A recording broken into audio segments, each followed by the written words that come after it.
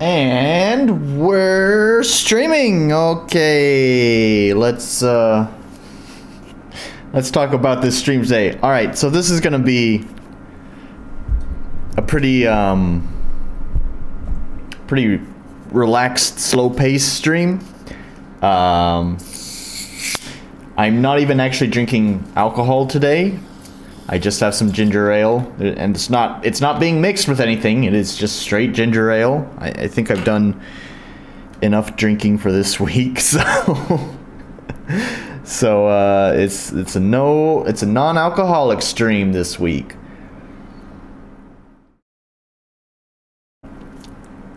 In addition to that, I did want to stream some games this week because it's been a little while since I've done that. It's been a couple of weeks.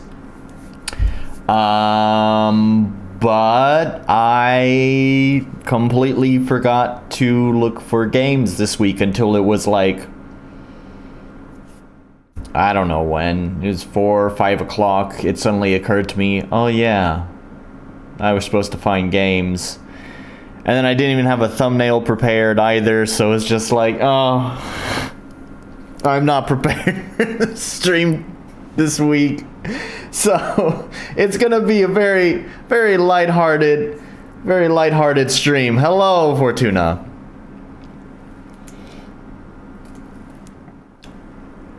So on the note of streaming games, oh, I meant to bring this up. The video showing it. Maybe I should just talk about it whenever the next time is that I stream games. That's when I should talk about this, actually. Preparation out of 20. Yeah, not prepared at all. I didn't do anything for the stream this week. So oh well. We'll probably play games next week or something. I don't know. I actually next weekend I might be busy. I don't know, but I'll be starting my winter vacation as well, so I don't know, I could probably throw a makeup stream in there somewhere just to kind of make up for the lost stream, or at least the lost goal for this week. Like, I may be present, but I don't have a lot planned for the stream because, yep, what you said, preparation out of 20. So anyways, I did want to talk about, I guess I want to mention this anyways because I'm forgetful and there's a chance I might not mention this next time I stream games. Yeah, I guess I should mention that as well. I'll go ahead and turn it off for the time being.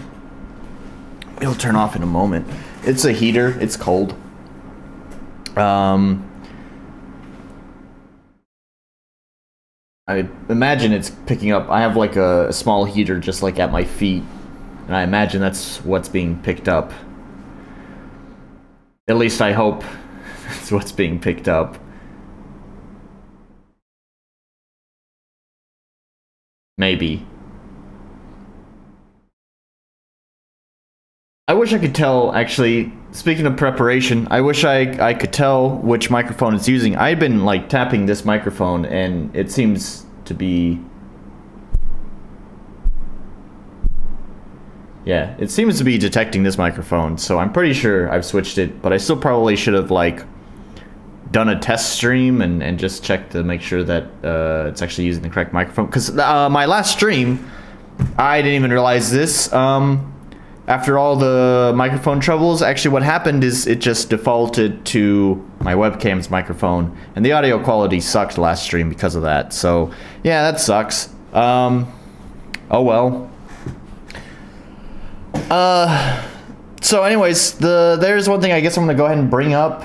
Fortuna, you know about this, sort of. I'm not going to go into too much detail, but I'm going to bring this up now. I'd rather talk about it when I'm actually, like, going to stream games, which is not today, but I may forget, so rather than... We're just going to bring it up now, and if I remember next time, then I'll bring it up again next time. Basically, I've talked about it before. I don't like how I present myself on stream sometimes. Sometimes I come off as a real asshole. It's not the goal here. I've said this specifically, like, you can still provide very critical feedback without coming off as an asshole. It's all just it's a matter of tone in your voice and how you address the problem that you have. Like, you can still bring up a problem and not sound like an asshole about it. And I'm not perfect at it. I've brought this up so many times in my streams over the length of time I've been doing these streams, and it's an ongoing process. The challenge is when you're streaming, you know, you are spitballing everything that comes right to the top of your head, and sometimes, you know, filters are just not catching everything. You're trying to be entertaining, you're trying to play the game, and you're trying to communicate with chat. It's so easy for just defaulting to caveman thought, the first thing that pops in your head. Oh, don't like, me not like. Yeah, you know, I'm not saying like I'm just gonna instantly like be a better person. That's not how this works. But I do feel like when I've been editing my previous highlights, it's subtle, but there is a trend of slowly improving the way that I address things. It is funny that whiskey helps. It is funny. One of I think it was the Faded Blue stream. I don't remember which one it was exactly. I had brought up a point about saying, like, sometimes I can be a real asshole about things, so I need you guys to call me out whenever I do that. And it's funny because that still holds true, and I streamed Faded Blue, you know, back during IGMC, which was in summer, so, you know, we're months past that now, and I still kind of hold that true. In fact, in the edited highlight, I added text on screen saying, please continue to do this, right? Like, even now, months after this whole thing, months after I said this, please continue to do that. Call me out if I'm being an asshole on stream, because sometimes I just get caught up in the moment that I don't realize it. So if you say, hey, by the way, Nolan, you're kind of being an asshole right now, I'll be like, you're right.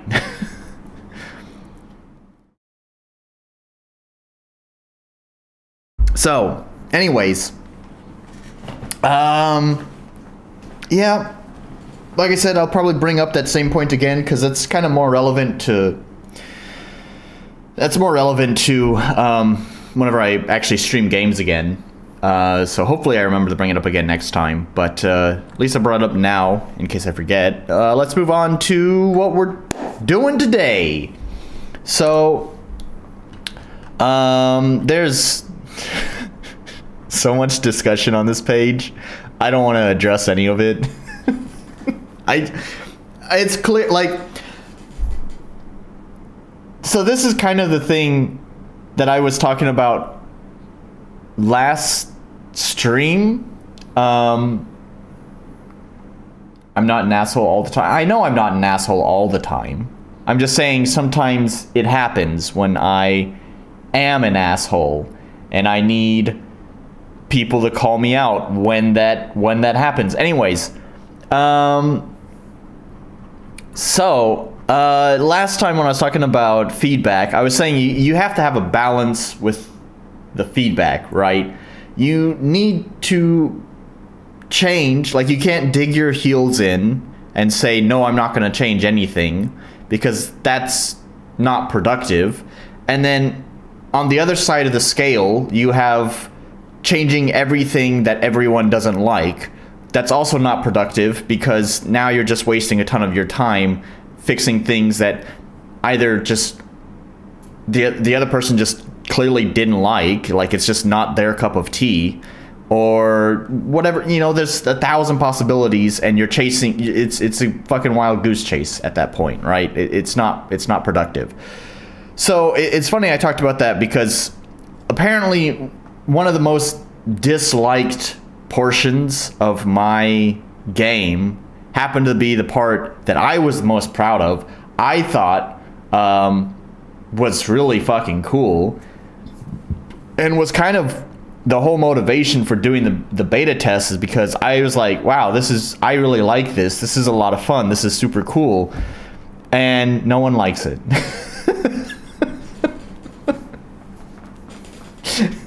There's a shot to the heart. I spent like a month and a half making this fucking thing work. I'm fucking dumb too, right? Because I don't know a lot about like programming. I'm just using eventing and stuff like that to execute stuff. So that's the other thing, is I'm pretty proud of my dumb brain able to cobble together something that I think is fucking cool. But doesn't matter.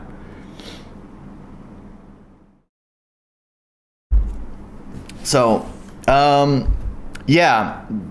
However, so that's about Caldera Colosso. So here's Caldera Colosso right here. And I think I want to talk a lot about this. And the reason why I brought up digging in your heels or just fixing everything is that I probably am not taking a balanced approach to the feedback when it comes to Caldera Colosso. Is it sunk cost fallacy that I'm just in denial? Or is it because I truly believe that Caldera Colosso is actually good for the game overall? I don't know. I could be in denial, but my heart says that this is actually a good thing for the game overall, which is why I'm not going to make any serious changes. We're going to talk about some changes I have made. I have made improvements to the overall experience. They're pretty minor though, as it still is what it is, which I guess I should talk about the influence of Caldera Colosso. I kind of talked about it a little bit in my previous stream last week. Yeah, feedback coming on. Of course there is. No one likes it, so I'm not surprised. Anyways, last week when I had streamed, while I was playing my own beta test on it, I kind of talked a little bit about the inspiration of this, which is sort of a culmination of a lot of different things. It's sort of a Frankenstein of different like genres and other stuff. But one of the main influences, like the I guess you could say the ground zero for the idea, came from Golden Sun's Colosso, which is that I'm referencing that's in the name, right? I chose Colosso because it's sort of kind of like an homage to Golden Sun's Colosso.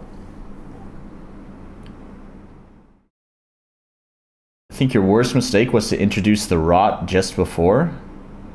What do you mean the rot? The rod?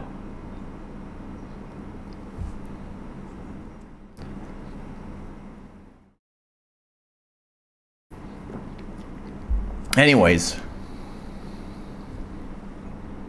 I see what you mean.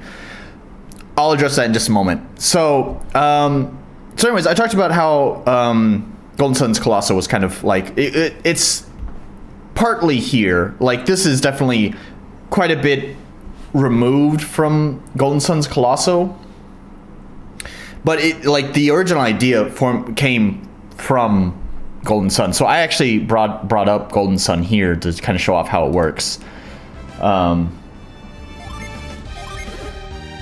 So right now at the beginning of Colosso, your main character Isaac here is taking your party members, and you can have them cheer in the crowd. But of course they also have magic abilities, so you can let them kind of manipulate the map to create shortcuts for you, because you know the fantasy magic whatever, so they're not just cheering for you, but you can also get an advantage. Basically you're cheating.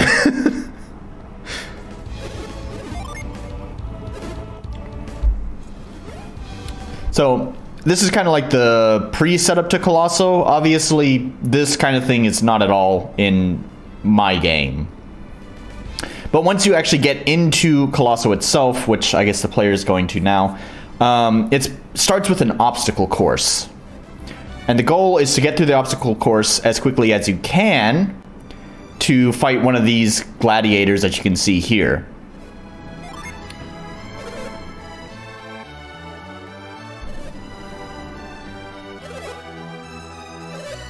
So the first one who gets to the center of, after going through the obstacle course and getting to the center where the arena is, there's going to be 2 items waiting there. There's going to be a good item and a bad item.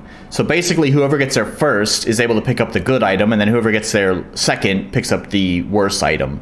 So you don't want to just like dilly-dally around. You want to try to get through all of the obstacle courses as quickly as possible, which is what I was talking about here, is you can have your party members kind of manipulate the map.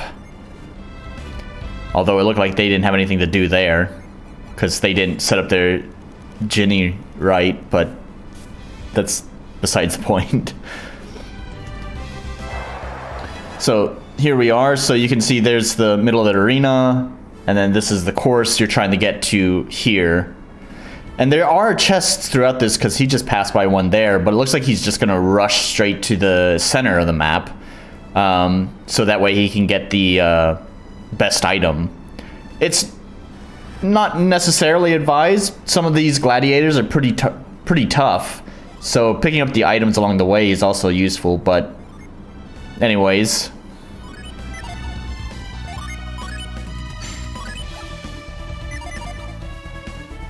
So there you have the 2 items in the center of the arena.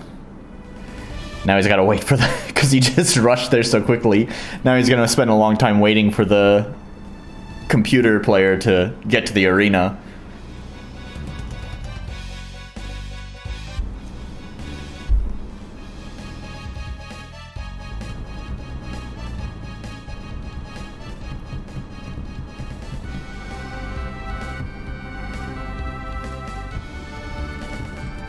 And we wait. Eventually he's gonna get there. There he is.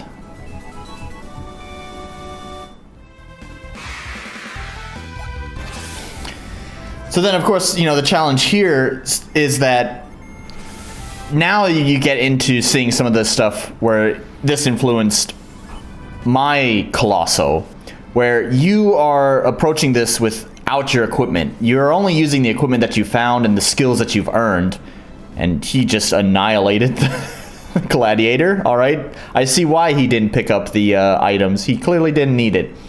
Anyways, so yeah, you don't have any of your party members. You don't have any of your equipment. You only have the equipment that you pick up from the... well,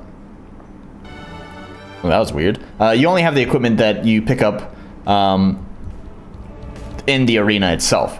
Sounds familiar, right? That's how it works in my Caldera Colosso, in my Colosso. I did have one of the people, I think, concerned that I think they used the word rug pull, concerned that you are losing your items forever when you reach that point. No, of course not. It's only for that section. I was hoping that,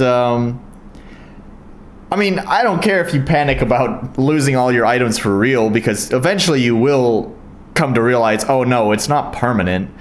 But even still, I mean, Fidel herself responds pretty lightheartedly to it. She's like, you know, I'm going to fix the mountain. I don't remember exactly what she says. I'm going to fix the mountain, or I'm going to feed the mountain soup. First, I need to learn how to make soup and get my stuff back, or something like that. It's kind of making light of it, like she even kind of knows that she's going to get her stuff back, right? So you get your stuff back. It's just, in order to make this whole arena idea work, I need to take your shit away from you. Otherwise, what's the fucking point? So, don't worry. You'll get your stuff back. So anyways, at least now there's some perspective on where the original influence came from. And as I kind of formulated this idea more and more, like if you go back to I don't know, a stream from a long time ago, probably Fortuna before you even started joining my streams, I remember I talked in detail about this idea, like before. Like it was just the idea in my head, obviously I think at that point I hadn't even started working on the cave. That's how long ago it was. So the cave level itself didn't even exist, let alone Caldera Colosso. I mean, this idea had just like evolved and changed over time to trying to think about what would seem exciting, and eventually it kind of became to this weird amalgamation of almost kind of like the idea was kind of like a battle royale, except a single player battle royale. Now I tried to think of ways of having, like, you know, because the battle royale thing is you have the wall closing in on you eventually to like a center point, and I thought about trying to implement something like that. I couldn't think of any easy way for me to be able to have like a wall close in RPG Maker. Like, I don't know, that would seem really complicated to have to implement into it, and it's just like I don't think it's worth it.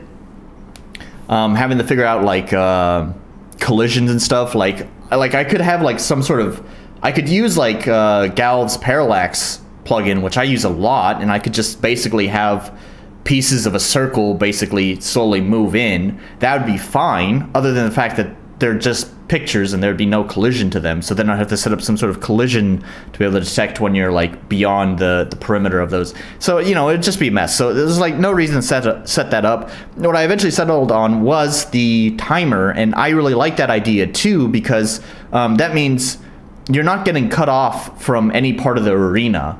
And it allowed for sort of I guess you could say I don't want to say like asymmetric, because it is symmetric, but it's a XY mirror, but you have the arena at the lower part. If I had the circles moving in towards the center, it would just be much better to have that in the literal center of the map. I don't know. It would just, again, this allowed more freedom, that I could put the starting place down here, which allowed for more design of the map. And also that means you wouldn't have to like rush all the way up here to get those chests, because if we had something that was closing in over time, these ones on the outer perimeter of the arena would be the first ones that you would no longer be able to access. So this way, with a timer, you have access to every chest on the map.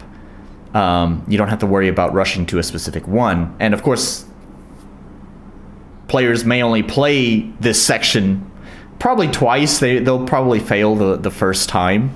So it's not like they're going to have it's not like in Fortnite or some other battle royale where you're going to replay the same map over and over and over again and eventually kind of learn the intricacies of it. I do like to imagine there might be someone crazy enough out there who would learn these kind of intricacies and shortcuts and where the best locations are, because there are different types of chests. Like they all, you know, have random items, but some are biased towards giving different items than others. So I suppose technically someone could theoretically learn where those locations are and map out the best way to get the best gear and ignore the less rewarding chests. But anyways, that's beside the point. So 5 minutes worked out pretty well to me. And I like the idea of 5 minutes too, because that means I could write a song that's exactly 5 minutes, and then the song could represent the length of the section. I could have that song transform over that span of 5 minutes, where it could start out really exciting and then just over the time have it become more and more tense and you know, like really have it like move with the music, you know. So yeah, as I thought through it some more, I really began to like the idea of just having this 5 minute time limit where it sort of has I will admit, okay, so one of the other influences here was, ironically enough, as much as I don't like roguelikes, was kind of a roguelike influence. That's where the randomness came in, right? And I will admit here that I wish the randomness could be a little bit more interesting. So I use these platforms to control like which sections you could get access to, and they would randomly spawn at different choke points and either allow you to go there if randomness allowed you to, or not go there if randomness didn't.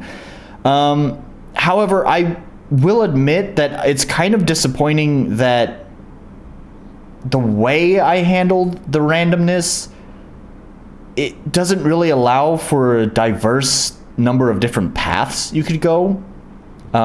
It's all going to kind of feel the same no matter what. Yeah, it's random, but it's not interesting random. So, oh well, it's not worth fixing, I don't think. Because as I had mentioned in one of the discussions here, is that it's sort of a one-off section, and so it's kind of like if players hate it, oh well, it'll be done, right? And you won't ever have to do it again.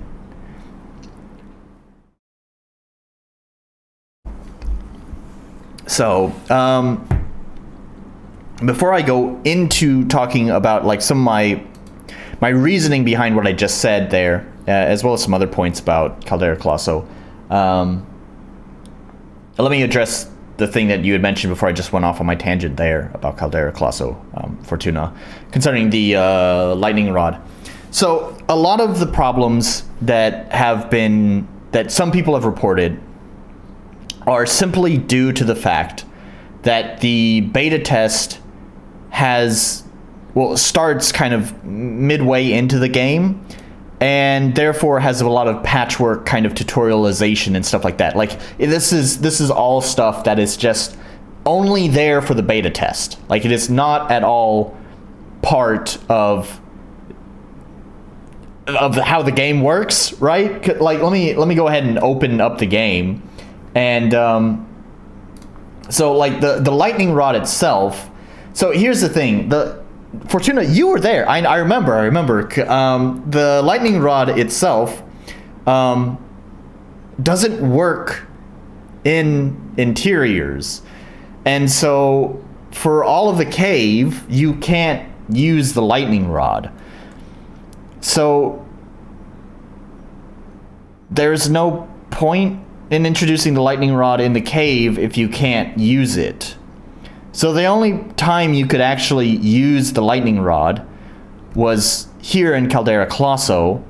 And so that's just when I introduced it. I just introduced it here. But the thing is you don't get the lightning rod here. You don't just magically have it. Each level has their own special gadget or exploration tool, whatever you want to call it. You guys found out what that is for the cave. That's going to be the hammer and chisel. However, the lightning rod is not part of the cave. That's part of the previous level, which is the seas, which I've shown off before in the past. I know, Fortuna, you were actually there. So this is a puzzle I need to adjust. I've been thinking about this too, because this is kind of a dumb puzzle, but who cares?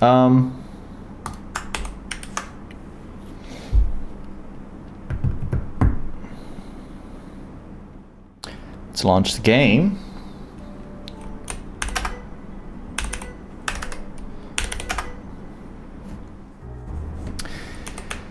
So, the actual lightning rod itself comes from an entirely different level, which is going to be right over here. Of course, there's a puzzle in order to obtain it, but like you'd get here, and I wonder if I programmed this right. Okay, yeah, it's fine. So you would try to go over here. The enemy is very likely to catch you, but there we go. As a player, you might try to go over here, and oh no, I can't go through it. So what do? So there's a puzzle here. As I was just saying, I need to adjust this puzzle, but it's a really mindless puzzle once you figure it out. Don't worry, there is a hint too. This little thing over here kind of gives you an idea. I'm not just throwing you to the wolves here. But there is still, it does need to convey more information. I am quite aware. I'm not asking for feedback on this section right now. I'm just trying to show. There we go. So you spawned a chest. Now you get your boat. You go over there.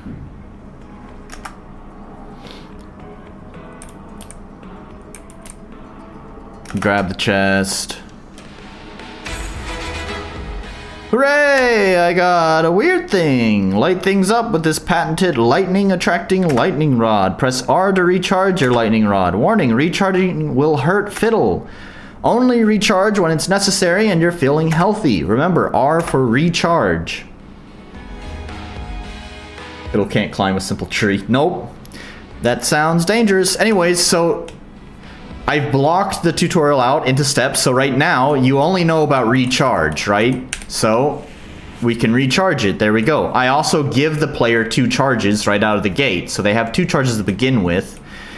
And then you'll come over here, right? You saw the enemy. When I step here, watch what happens. Whoa! If your lightning rod has at least 1 charge, when your lightning rod feels attracted towards a target, you'll see a spark. There we go. It zoomed in, showed the spark again. Press E to expend 1 charge of your lightning rod. Expending a charge can help Fidel when there is an obstacle in the way. Just remember, recharging hurts, so only expend your charges when you really need to. When you have enough charges, press E for expend. So there we go. So, I've given the player a safe place here. The enemy is currently attracted to the enemy right now, but they can't actually reach the player. So they are in a safe place to see exactly what happens when they do that. And now they can see, oh, okay. Your new toy has 1 more functionality built into it. When Fidel is in a dark place, you can expend 1 charge to light up the area. Remember, just push E to expend. However, Fidel won't be able to recharge the lightning rod when she is in an interior, such as a dark place. So make sure to keep a few charges ready, just in case you stumble into somewhere dark. So there we have it.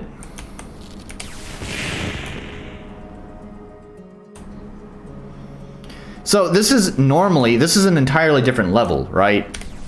This is a completely different level where you get the lightning rod, and this is when you would get to first experience it, right?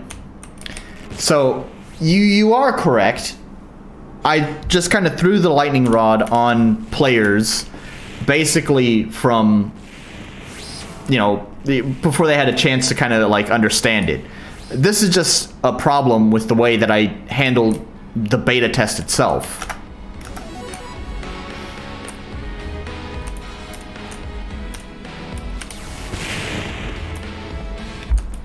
As was with like a lot of feedback as well.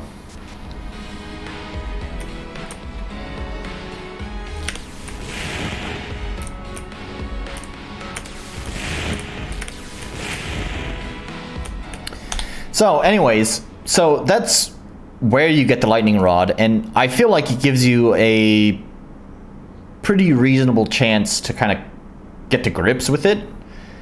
So yeah.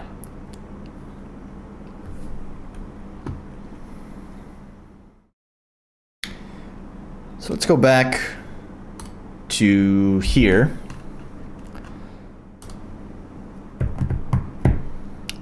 So, to go back to Caldera Colosso,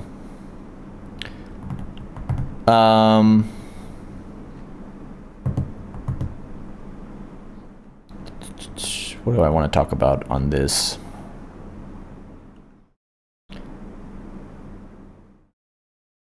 So, yeah, that's right. So, like, one of the things I just wanted to talk about was, you know, I brought up digging in my heels on this concept for Caldera Colosso. So the way I see it is that it's a one-off section. You know what? I wrote up a nice, big, long response here. It's going to be way more elegantly spoken because my written word is usually better than my spoken word, especially when spoken word is just off the top of my head. As we know, I can be an asshole when I'm just off the top of my head. So rather than try to paraphrase this in a very messy way, why don't I just go ahead and read it for you? And I think this will bring up a lot of the points that I just want to talk about. Maybe not all of them, but most of them. First of all, my previous reply to Mr. Orc might be controversial. Frustrating gameplay is usually not perceived very well, so why would I deliberately make something frustrating?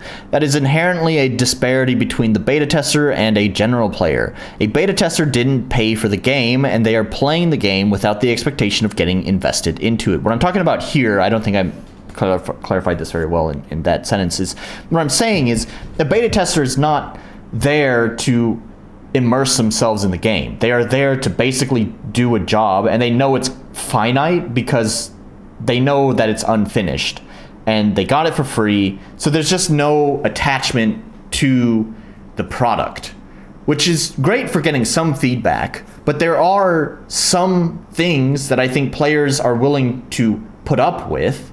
I'm not saying they like it, but they're willing to put up with it once there's been investment into the product, whether that's money or just wanting to be immersed into it, or usually both. So yeah, that's what I'm saying here, is that there's a difference between just a beta tester who's there for free and someone who's actually purchased the game out of interest. Progress won't be persistent, story is limited, bugs expected. However, money changes a lot, and so here's also where I think I kind of lost some people, is because I mostly started just talking on the money side of this whole thing. I didn't talk about the whole part of becoming invested in a game through other means. I just kind of focused in on the money part. However, money changes a lot. Once someone has paid for a game, they are inherently invested into the game immediately because they have spent money. This makes it much less likely players will simply quit just because they don't like one section of the game, because quitting will effectively mean throwing away money. Though I don't have any data for this, I bet if you were to compare free games to premium games, the retention rate for players is going to be higher than free games. There was also a misunderstanding with what I was saying here. I am well aware that retention rate in games is very low. You can look at pretty much any game. Doesn't matter if it's free or paid for. The overall retention rate in games is quite low.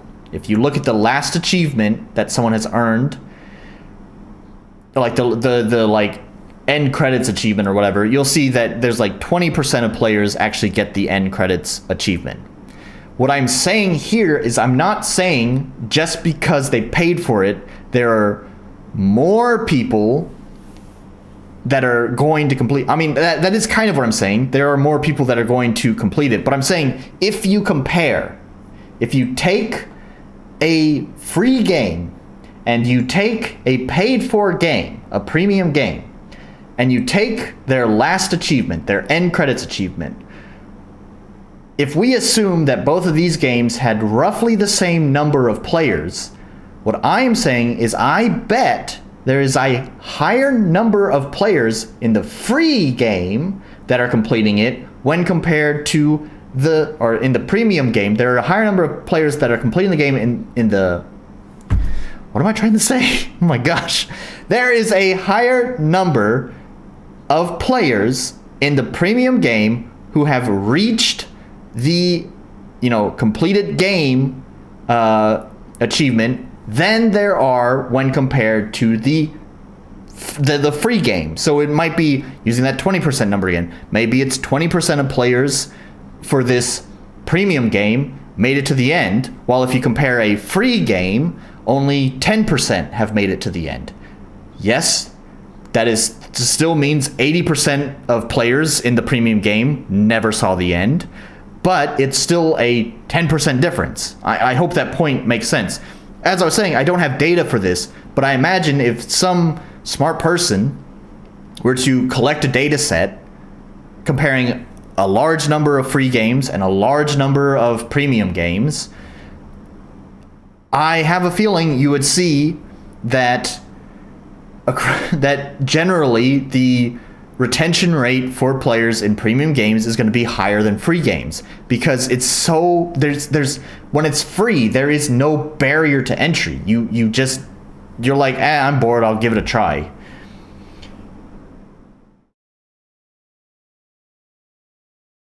Maybe that's not necessarily true. See, my feeling is a lot of people don't complain about price until you really start, like, really pushing things. It really seems like, you know, when we're talking $1 up to $15 plus or minus a little bit there, most people don't really give a shit about price unless your game is like stupid short. If you're charging $15 for like a 30-minute game, yeah, people are going to complain about that. But I mean, if you have a pretty average length game that you clearly put a lot of work into, there's nothing wrong with asking for $15. I think most people will not complain about it. Price isn't really that important when we're talking about this low of a cost. When we start talking about $60, $70, $80 games, yeah, we're going to start getting into, you know, it's going to start limiting some things. But when we're talking about such cheap games, it really doesn't make that big of a difference.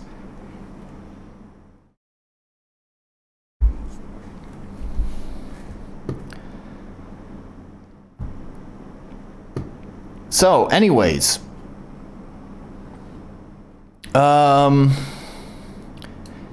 this makes it much less player because quitting will effectively mean throwing it. So, though I don't have any data for this, I bet if you, yeah, that's okay. Does a premium price tag outright stop players from quitting? No, of course not, but the immediate monetary investment means players are more likely to stick it out through tougher parts, which brings... sorry, I have a typo here, which brings me to why it's frustrating. Ironically, I'm talking about why it's frustrating, not why it's frustrating. I'm saying this is why Caldera Colosso is frustrating. That's what I'm saying here. Which brings me to why Caldera Colosso is frustrating. Ironically, I'm usually someone who takes the side of having accessibility through difficulty options in the Dark Souls difficulty debate. But Caldera Colosso is different in this case. Dark Souls is a whole game, Caldera Colosso is only one part. And the underlying crux of the Dark Souls debate for those who do not want difficulty options often comes down to the satisfaction of overcoming a difficult trial. I agree with this, just not for the whole game. Caldera Colosso is difficult, and the point is overcoming the difficulty. However, to prevent this debate being misunderstood as me saying it's absolutely perfect in every way, there are flaws with it. I don't want it to feel frustrating because it's unfair. I want it to feel frustrating because it's difficult. Unfair and difficult are not the same thing. As I alluded to, Caldera Colosso is only one small part of the overall game. It is not the whole game, and the only other portion of the game that is similar to it is the room where you acquire the tools. I call this room Solferata Piccolo. And the only reason why these two rooms are similar is because Solferata Piccolo is intended to be a tutorial for Caldera Colosso. You may have noticed they both require the player to explore a map quickly and return to the center before the timer ends. You'll also notice the parity between the names. When a game becomes predictable, it begins to feel boring. If my game is always go to map, solve puzzle, kill enemy, it becomes boring. Caldera Colosso is intended to be an unexpected surprise. As Mr. Orc had expressed in his stream, he had begun to feel fatigued of the level, which is exactly how I wanted it to feel. When you exit the cave and enter the path to the peak of the mountain, you get a brief moment of respite. Then you are sent back into the cave, but it's intended to be misleading. You'll notice the camera stays focused tightly on Fidel as to not provide the least bit of a hint where you are. When you crash into the mountain and see more of that goddamn purple dirt, I want players thinking, oh my god, more of this? But as they begin to move, the audience becomes louder and the purple dirt makes way for the dazzling arena, becoming an unexpected surprise. Maintaining unpredictability with spikes in difficulty and or player mood is going to leave a longer lasting impression. It may not pay off in the short term, but I do strongly believe that the payoff will be far bigger and valuable in the long term. So yeah, there's my thoughts on that. And I'm going to actually go ahead and demonstrate this too. I talked about how I keep the camera tightly focused on Fidel. So let's go to Caldera Colosso real fast. I gotta set this up correctly. The player spawns at kind of a wonky position in order to make the event happen correctly. There it is. So it's not gonna look exactly right because you really sort of are supposed to approach Caldera Colosso from the mountain peak and then go into here. So it'll look a little jank, but it's all right. You'll get the point. So there's the jank. So you'll see here, like, notice where the camera is. Notice that the camera is not centered on Fidel. Why is that? Why is it not centered on Fidel?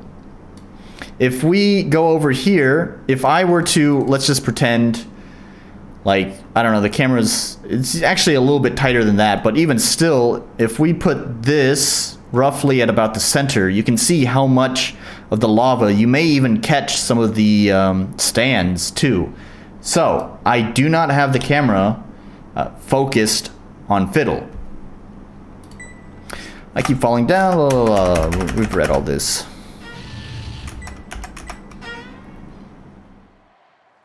So I even still pull out, but you'll notice when I zoom the camera out a little bit to give the, like, to make it not feel so claustrophobic, you'll also notice that the camera moved down slightly. Why did I move it down ever so slightly? Because if I zoomed out a little bit more, you would start catching some of the corners of the lava here. Again, I don't want to give anything to the player, so as it zooms out, it also moves down a little bit, so that way you don't see the lava. Again, we're trying to keep the surprise here.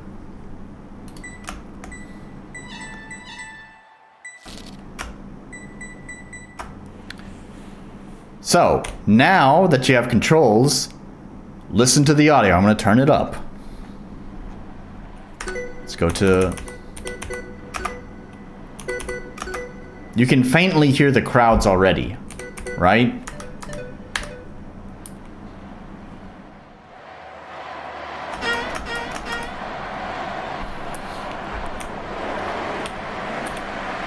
There's a whole choreography going on here that has been very deliberate, okay?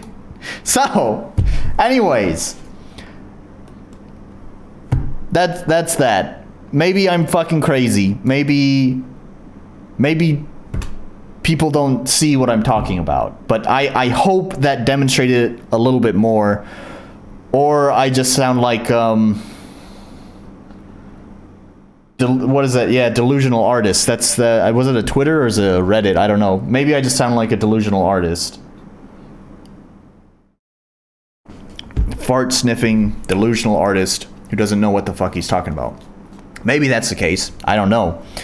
To me, I very strongly believe that what I just demonstrated there kind of creates this memorable moment when, after being stuck in this dark cave for so long, like this whole, like, hang on, let's go back to this too.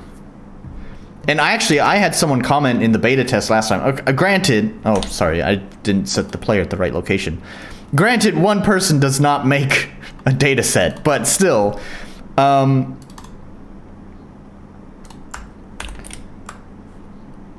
I did have someone comment that this was really well done here. So, like, you've been in the cave this whole time, and then you finally get here to what I've called the loft, and, you know, oh man, I should have even started further back, honestly. Because when you get to the loft, the music fades out too. You've had this, like, really dramatic music that's been going on the whole time. And then you have the music fade out, and then you go here. You have that gate just ring out. And then it's just kind of like everything just kind of settles.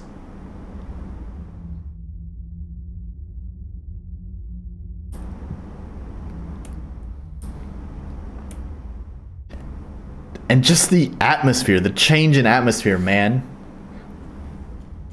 It to me, again, maybe this is delusional artist stuff here. Maybe I'm just fucking sniffing farts. But to me, I feel like this has been really effective at building tension, at catching the player's attention, and and trying to do something that's just not the same thing over and over again.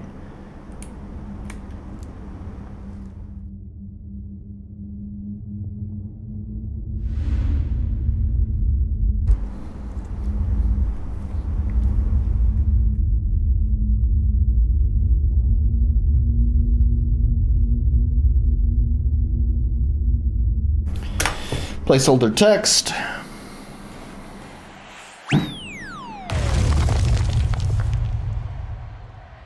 Actually, this was even more polished in the beta. Just realized that there's I cleaned up the transition from one section to the other a little bit in the beta, but not in this version of the game. So anyways, hopefully that at least clears up the intent of what's going on there. I know that doesn't necessarily clarify the point on frustrating, on it being frustrating, but what I'm really trying to get at there is that I'm trying to create these moments that are memorable. And in order to create those memorable moments, that means varying what the player is doing. We have a baseline, right? This is the baseline mood of the player. And that's going to be like your typical loop, your typical game loop of, you know, explore, battle, puzzle, explore, battle, puzzle, explore, battle, puzzle, explore, battle, puzzle, right? That's your baseline mood that players are going to have, is going through those motions.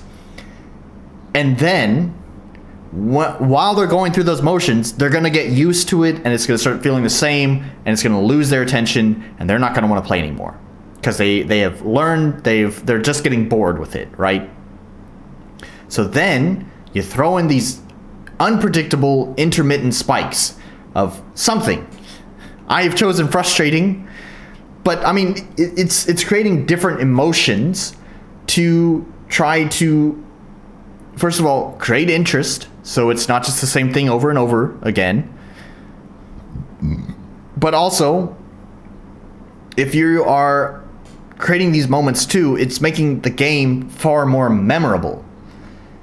So yeah, it could be fun in the moment, and that's fine. You can make a game that's fun in the moment. But to me, I want a game that has more of a lasting impact than in the moment. And I think, hopefully, some people might understand why I want to focus on that, because I've tried to offer the game a lot of replayability, especially with the whole game rules thing and non-linearity of it. So anyways, am I making sense, or am I rambling too much at this point? I don't know.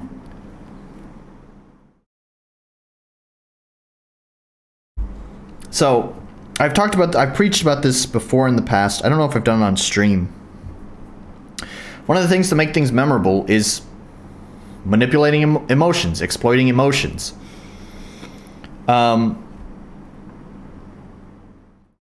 We remember things better when there's emotions tied to it.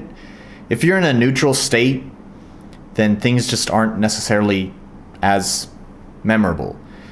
So tying an event or something to an emotion helps. You have something like, here's the event, here's the emotion, and you've basically glued the two together, which has created like a solid like implant into your head. I mean, if you think about any sort of event in your life, I'm sure it's going to be a lot easier for you to think of things that you were in a very highly emotional state. And I don't mean like emotional as in you were just like sad, but I just mean strong emotions, whether that was joy or sadness. Sadness is totally fine. Anger, frustration, like any of those emotions are totally valid, right? So that is the other argument with creating the frustrating area, frustrating section of the game, is that I want it to be memorable. That's the point. So I've decided to try to attach the memory with frustration. The only reason why I also really cherish this whole idea of making something frustrating is because, and admittedly this is a little bit flawed way of thinking, but not so long ago, I had replayed through Majora's Mask, Zelda Majora's Mask. And I remember there is this, what is it called? Archery contest, archery minigame, whatever. You have to like get a score by, hitting all the targets. And, the first time you play it, no problem, it's not so bad. I think you only have to get like 2,000 points or whatever, which is it's a pretty tight goal to achieve, but definitely doable after maybe 2 or 3 tries. But then there's an extra reward you can earn if you can get 2,500 points, which is I think the maximum points you can earn in that game. And holy shit, was it frustrating.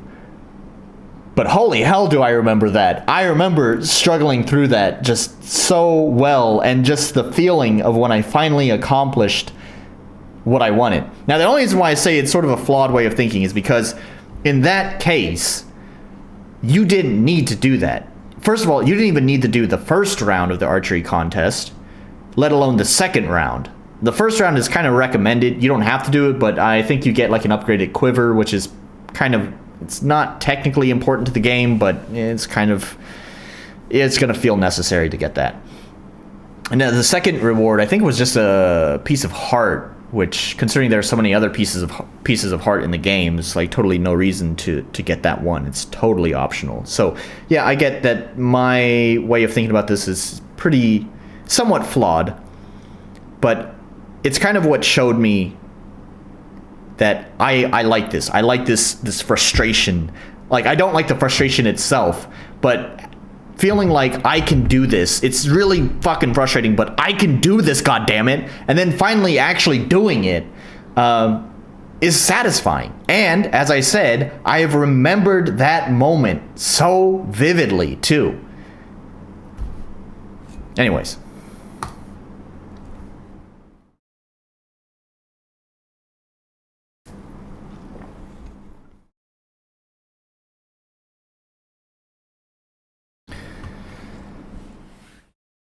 So,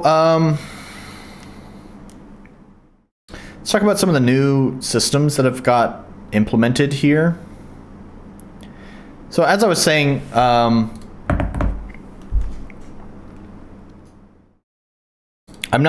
I am digging in my heels on Caldera Colosso a little bit, Mr. Orc recommends it being side content.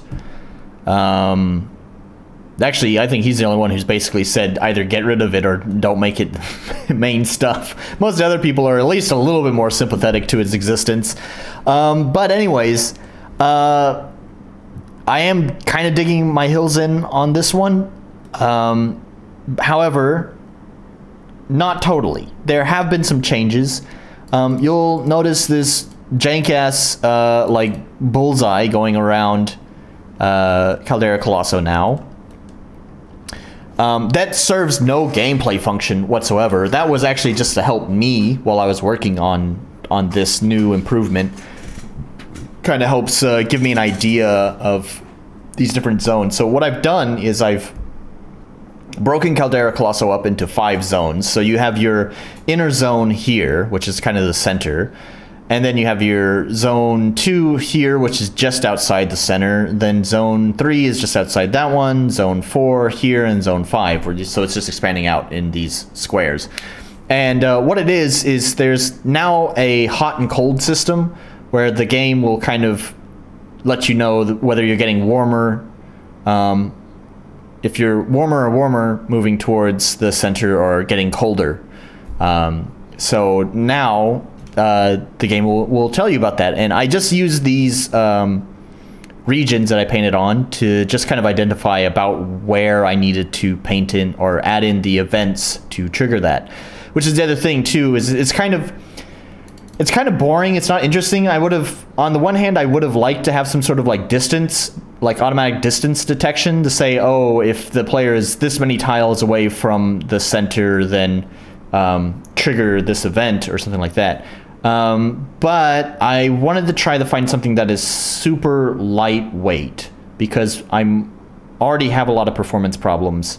So maybe there's a pretty lightweight way of doing that, but I don't know. I'm pretty bad at some of this programming stuff, even just using events. I just figured it would just be much easier to trigger it with touch events. So I had to reformat some sections of Caldera Colosso to kind of create choke points, just because I didn't want to spam a bunch of events across like 5 or 6 tiles in a row, because it's just dumb. So I tried to create choke points of no more than 3 tiles in order to try to funnel the player at least within those 3 tiles in order to trigger the zone changes. And now that those zone changes are in place, which it's all been implemented, now it will tell you if you are far away or close to the center, with a whole new HUD element too. It kind of needs some work. I feel like there needs to be like some sort of like movement or flash with the HUD element whenever you change zones. So I'm not entirely sure how I want to implement that, but at least for now we can see kind of like the baseline. Let me kind of fast forward through all this, and then I can just turn down system volume actually.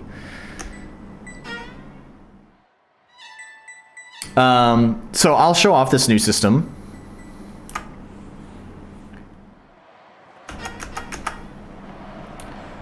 So let's charge up first.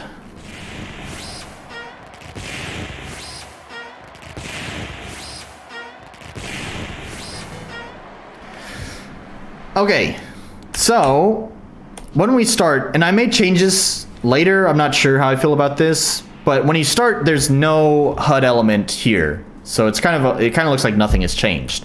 However, once we leave the arena, the HUD element will appear. So now we have this element up here with a single square, which indicates we are currently in zone 1. And now you can see when I pass over here, the diamond has changed, and now it's split into 2 diamonds to represent zone 2.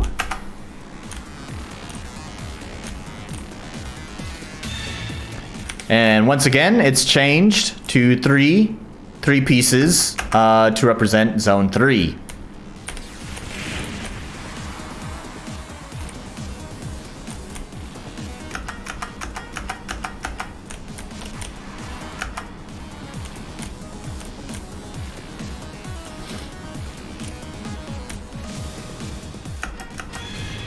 There we go. Now we're in zone 4. And there we go. Now it's in zone 5. And you can hear there's also an audio cue to go with it. So you get an audio cue and the image changes. I do wish there would be, as I was saying, I do wish there's maybe a little bit more like motion that happened over here to kind of catch your attention, instead of it just like statically changing. But right now, that's how I have it set up.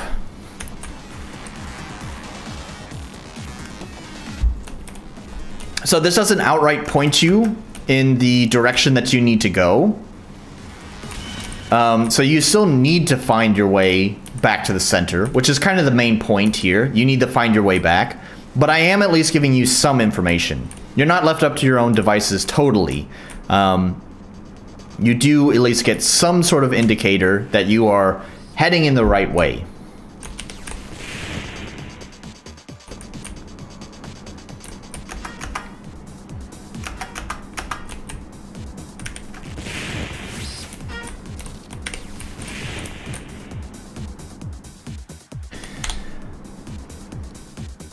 So that's one of the changes that I've made to Caldera Colosso. One of the other changes, I want to add another one, but for right now, I've added another set of islands. Just after you cross this like main division right here, you will come across this island here. And I actually want to add another one just on the opposite side as well, but I haven't added that yet, but I will.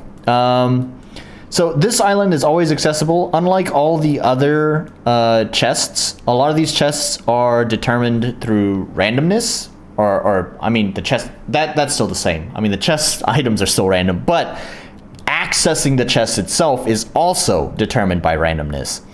in which a platform will spawn that will allow you to either get access to it or not. And so, this chest here, unlike all the other chests, can always be accessed. It's still random, of course, but there's not a platform that's going to either let you go to it or not. It's always going to be accessible from the very start. And the hope is a lot of people had complained about it being difficult to find equipment. So since this is right near the beginning, and like I said, I want one down here, so it's kind of almost like no matter which way you choose, whether you choose left or right, because this is also on the other side, if you choose left or right from the center of the arena, and up or down for your path, you will still find one of these first chests no matter what. So, and the other thing is about the chest is that the way that the randomness is done is that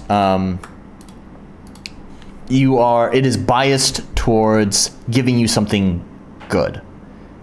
So hopefully it's still random, so you might not get something good, but it is a much higher chance that you will get something good out of it. So yeah, so, and all the chests are going to be like that here at the beginning. So hopefully at the start of this whole Caldera Colosso thing, you'll be able to start off strong with something good. And then you can decide whether you want to keep exploring and get more stuff, or if you just get something good right there at the beginning, you can just jump right back to the center.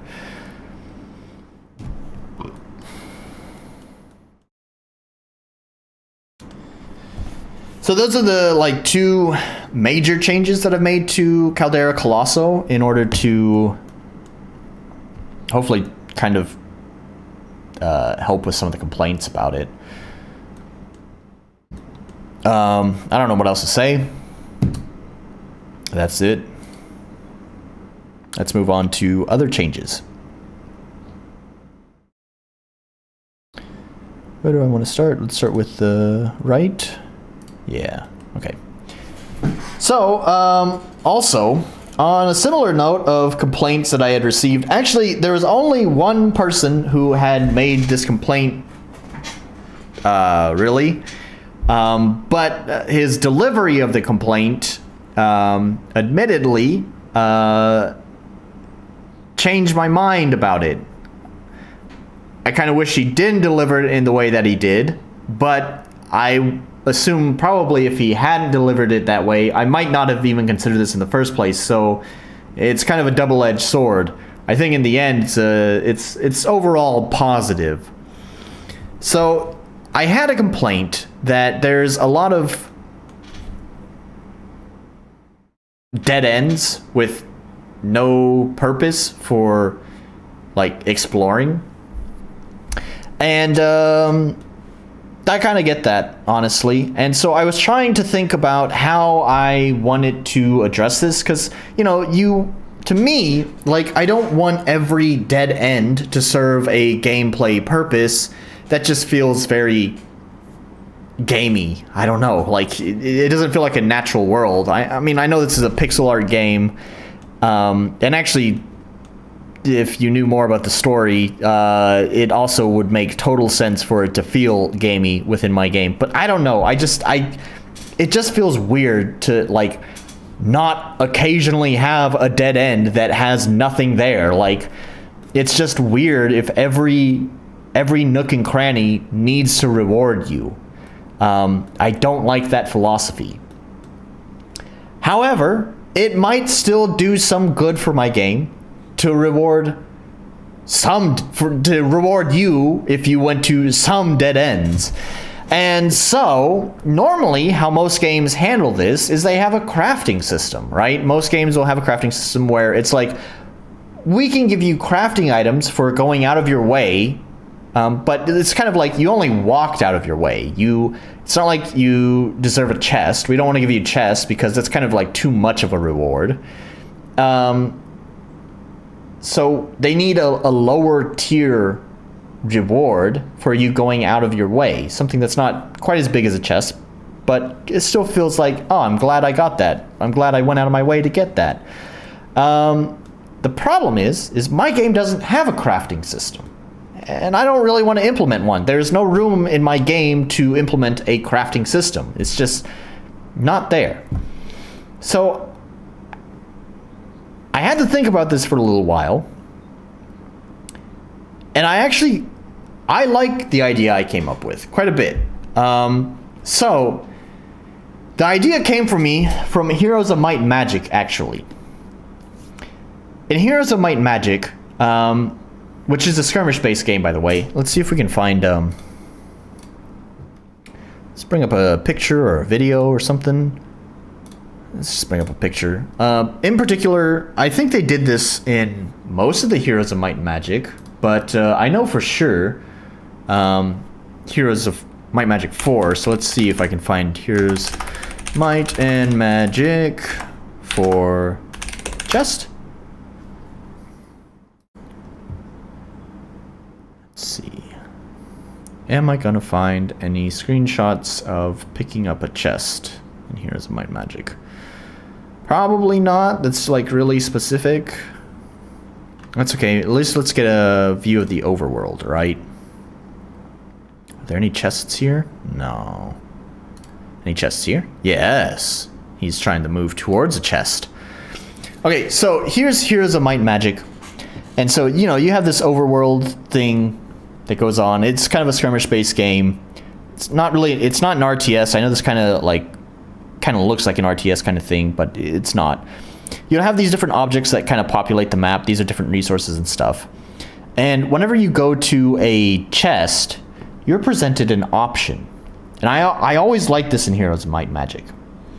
So the option is, you can either take the 2,000 gold for yourself and put it into your bank account, or you can receive 2,000 experience by donating it to charity. And I always like that. It's cool. You can either get a lot of experience, because 2,000 experience was pretty good. For like a level 1 hero, I think that's basically 2 levels. So if you are a level 1 hero, then you can quickly just get 2 levels right off the bat. But 2,000 gold is also pretty valuable as well. So it's a nice trade-off, a nice decision about what you want to do anytime you come to a treasure chest. And I like this idea, and that's kind of like what kind of inspired the idea I implemented into Fidel here, where it's the present system. And this actually helps kind of, it creates a gameplay reason to tie the town itself and the levels together. Because as it was before, the only connection, the only tie between these two parts, the exploration level stuff and the town mechanic itself, was just narrative stuff, right? There wasn't really much. There was some, whenever you complete a level, of course it would benefit the town, but that's kind of like a big structural kind of moment in the gameplay. It only makes sense that something happens with the town. But it's nice to have small little things that kind of connect the two together. And so that's where the present system came up with. And so basically, you can find these presents that are just scattered around throughout the levels. And they also have some semi-randomness to them too. Not wholly randomness, but there's a little bit. Just a little bit. Sometimes they might not spawn, and that's totally okay. Sometimes they won't spawn. Sometimes they will spawn in different positions. Whatever. It just makes it not always the same, you know. It keeps it a little bit inconsistent. And basically what you can do is you pick up these presents, and then you can take the presents back into the town. And I haven't implemented how I want to do the rewards yet. The way I'm settling on this right now is that you can give the present to any of the NPCs in town. But depending on who the NPC is they will thank you in different ways. So some NPCs will just accept the present, and you'll get community experience. So you'll get a couple of points towards leveling up the community. Some NPCs, you'll give them the present, and they will reward you with money. So you'll get a money reward for giving them the present. And then some NPCs will reward you with player experience, so you will move closer towards leveling up your character. So it's kind of a similar idea to what Heroes of Might and Magic did by presenting you a choice. However, so here's the part where I'm not 100% decided on this yet. I don't like the idea of people min-maxing this, at least on their first playthrough. It's totally fine if they do it on later playthroughs. But I sort of want it to feel like sort of just a natural thing that players want to do. I want them to just give the presents to the NPCs that they want to give it to.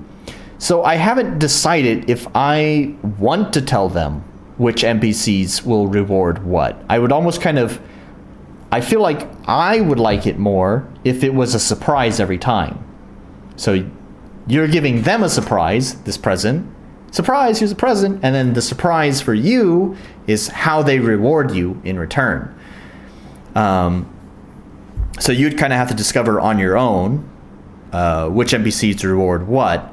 And then, of course, in second playthroughs, or these presents respawn, so if you wanted to grind presents, I wouldn't recommend it, but not stopping you. If you wanted to grind presents, then you could definitely grind out a bunch of presents and then just go to someone who rewards a specific type of reward and just spam presents to them if you wanted. But hopefully the idea is that the players will just give presents to the NPCs that they want to give it to. I even mentioned in the tutorial for the presents that there is no affection system in my game. So there's not like talking to this NPC more is going to make their heart rate go up and you will, I don't know, get to fuck them or whatever. That's not in this game at all. It says that in the tutorial there's no affection system, so just give the presents to whoever you want.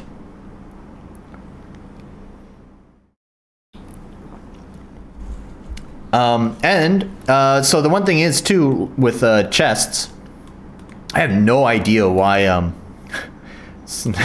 someone complained about how the chests open. Such a ridiculous complaint. But bearing that in mind, that chests can take some time to open, like for example, let's open this chest. Right? There's a whole you know, orchestra that goes on with this. He's zooming in, creating that tension, building up until, oh, that's what I got, right? Yeah, it's slow. So I wanted the presents to be fast. Now, of course, the first present you pick up is going to be slow because it's going to give you a tutorial. So here's your tutorial. Just talks about what presents do, and then you pick up a present. But now, from now on, let's see if I can remember where all these presents are. I don't remember where I put them. And of course, due to the randomness, they also just might not have spawned. But now, whenever I pick up a present, assuming it's over here, yes, it will just pick it up right away. There's no delay or anything.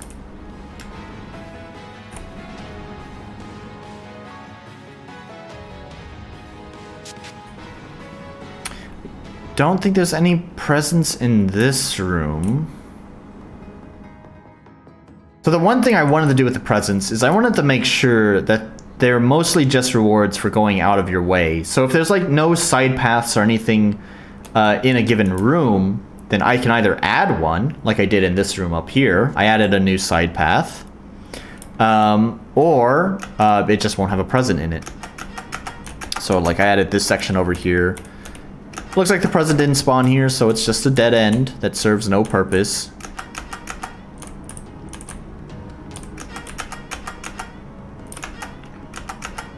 I think that might be the only present in this room. Yeah, I think it is, because most of the rest of the room kind of serves the puzzle. But if we cross over here, there should be... They didn't spawn. Dude, it's only a 25% chance. I'll have to work on that.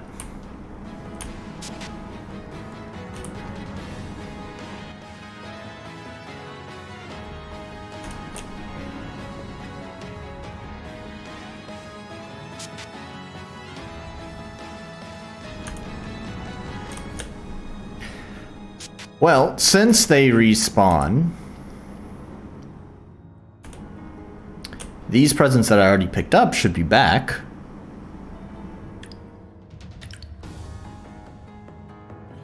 And there's not one here. Oh, but there's one there. So there you go. You just pick up presents and you get them. And then you take it to folks in the town. That's how that works. I don't have an icon for it yet, so there's just a big ol' X. So, those are the new systems in place, built in response to all the beta testing that had gone on with my game. I don't know if there's anything else to address. I kind of wanted to keep it light tonight, like I'd started off this stream, so I actually think that may potentially be the end of the stream. I just wanted to show off those two new systems and potentially open up another debate on Caldera Colosso. So, anyways, with all that said, I guess that's finished. I don't think there's anything else I want to talk about, so I'm gonna start wrapping up here unless you guys have anything that you want to add. As I was saying kind of earlier in the stream, at the start of the stream, I don't know about next week. I think it should be okay for me to stream, probably. But who knows? Whether I do or not, I'm gonna try to stream some games next time, not do game dev stuff, because clearly I've only streamed for under an hour and a half, and I've run out of stuff to talk about. So if I do game dev streams every week, they're gonna be pretty short because I'm not gonna have enough stuff to talk about. So we'll play some games next time, and I may potentially do another stream, maybe sometime after Christmas. Maybe we'll do a New Year's stream. So all the lonely people who don't have anything to do on New Year's Day can watch. Short stream, yeah. Well, do you have any questions? Any comments, any suggestions, any arguments? Since it seems like a lot of people want to argue with me about Caldera Colosso.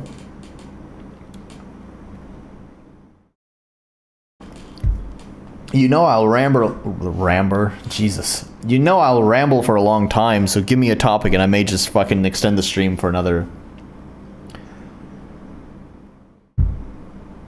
Do you have something to show me? If you have something to show me, feel free to show it to me. Do you want me to bring it up on stream? Or would you rather send that to me in like a private message or something?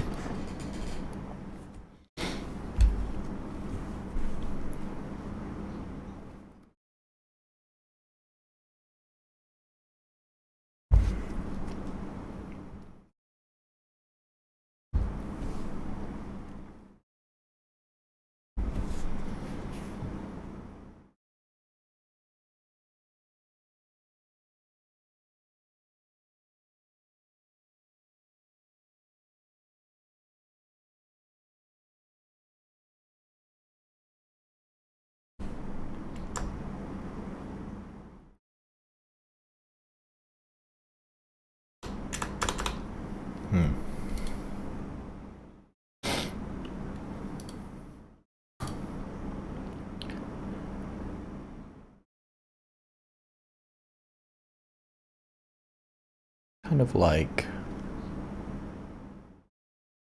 NBA PM2. I mean, yeah, I was just wondering. I mean, I can bring it up either on stream if you have something that you want to show off on stream, or if it's something that you'd rather just share with me, then that's fine too.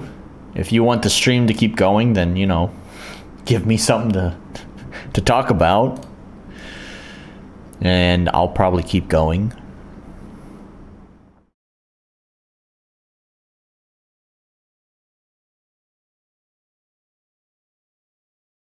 It'll be public soon.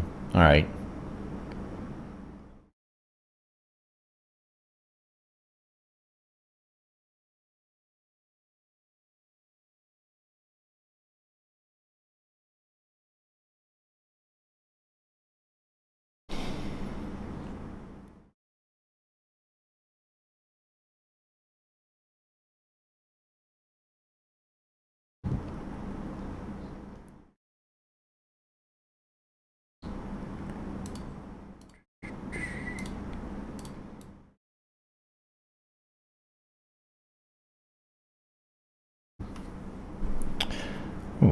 That doesn't line up.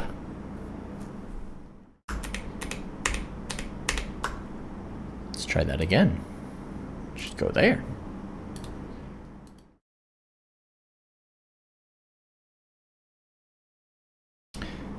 Well, then, if you don't have anything to add to the stream, then I will probably just go ahead and end it. Oh, there you go. You got something. That was me being impatient.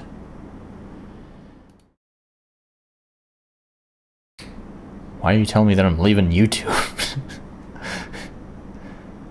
Yeah, it's fine, it's fine. Go to site.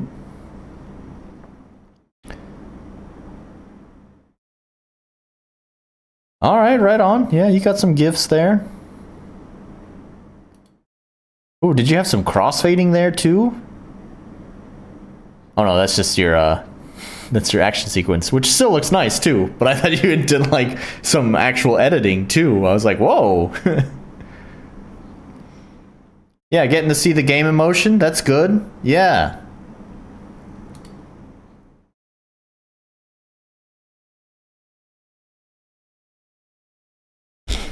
Very nice.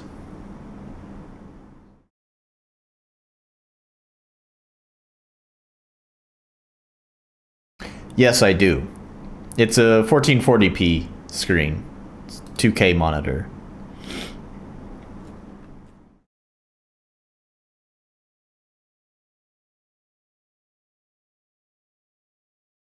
Yeah, that's the unfortunate part. The nice thing is about like the RPG Maker forums is that it usually will blow up. It'll blow up the images for you. Like if we go here. This took me to the second page. I wanted to go to just the first page. Like these are relatively small, but because of the way that the forums work, I actually could like stretch these out and blow them up to a larger size. So it is kind of unfortunate that itch doesn't do that, but yeah, it's all right. I think what you have here is definitely like better than what I have for my game, because you have a combination of GIFs and still images, right?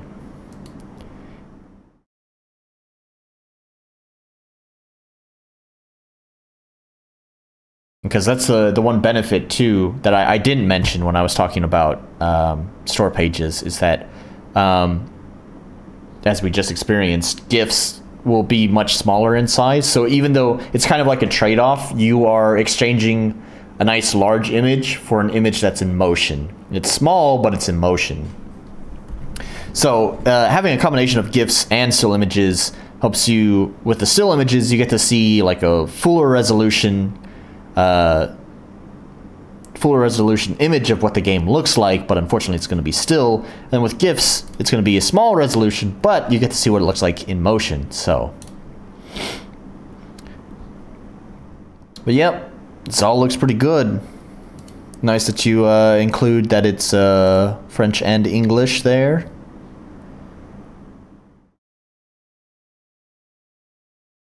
Good stuff. I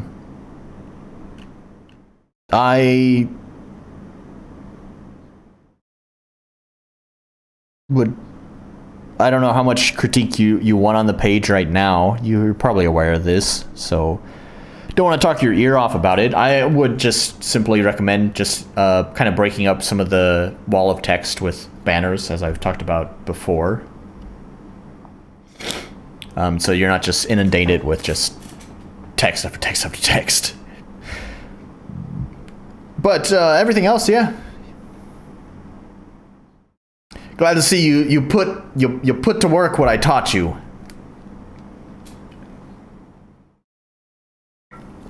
So my takes on game design may be. Additional question: would you rather put GIF or screenshots as first two pictures?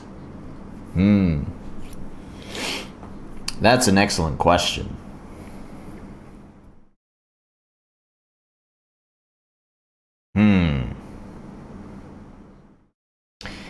I think that depends on how interesting for mouse over and itch.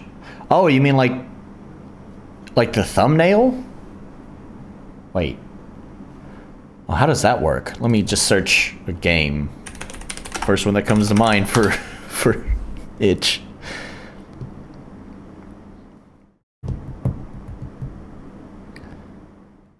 What are you doing, itch? Why is it so slow?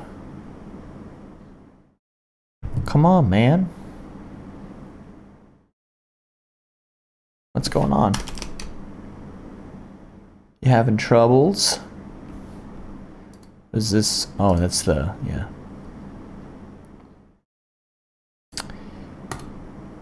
I want to see what the fuck you're talking about. Come on, itch. Oh, your game. Oh, you see what's happened, Fortuna? Everyone's so excited about your game that you've crashed itch. What have you done? How could you not give itch a warning before putting this on their site? Now their servers are down. Oh, there it is. I see what you're talking about. Sort of. It's loading in slowly, but I see what you're talking about. So it's only with mouse over, so it's not like I can't really click on those. Yeah, okay. So here's the thing, right? So with these being so small, this might be a good place to include a GIF. I don't think I would put GIFs in both of them. I would probably put your most eye-catching still image at the top.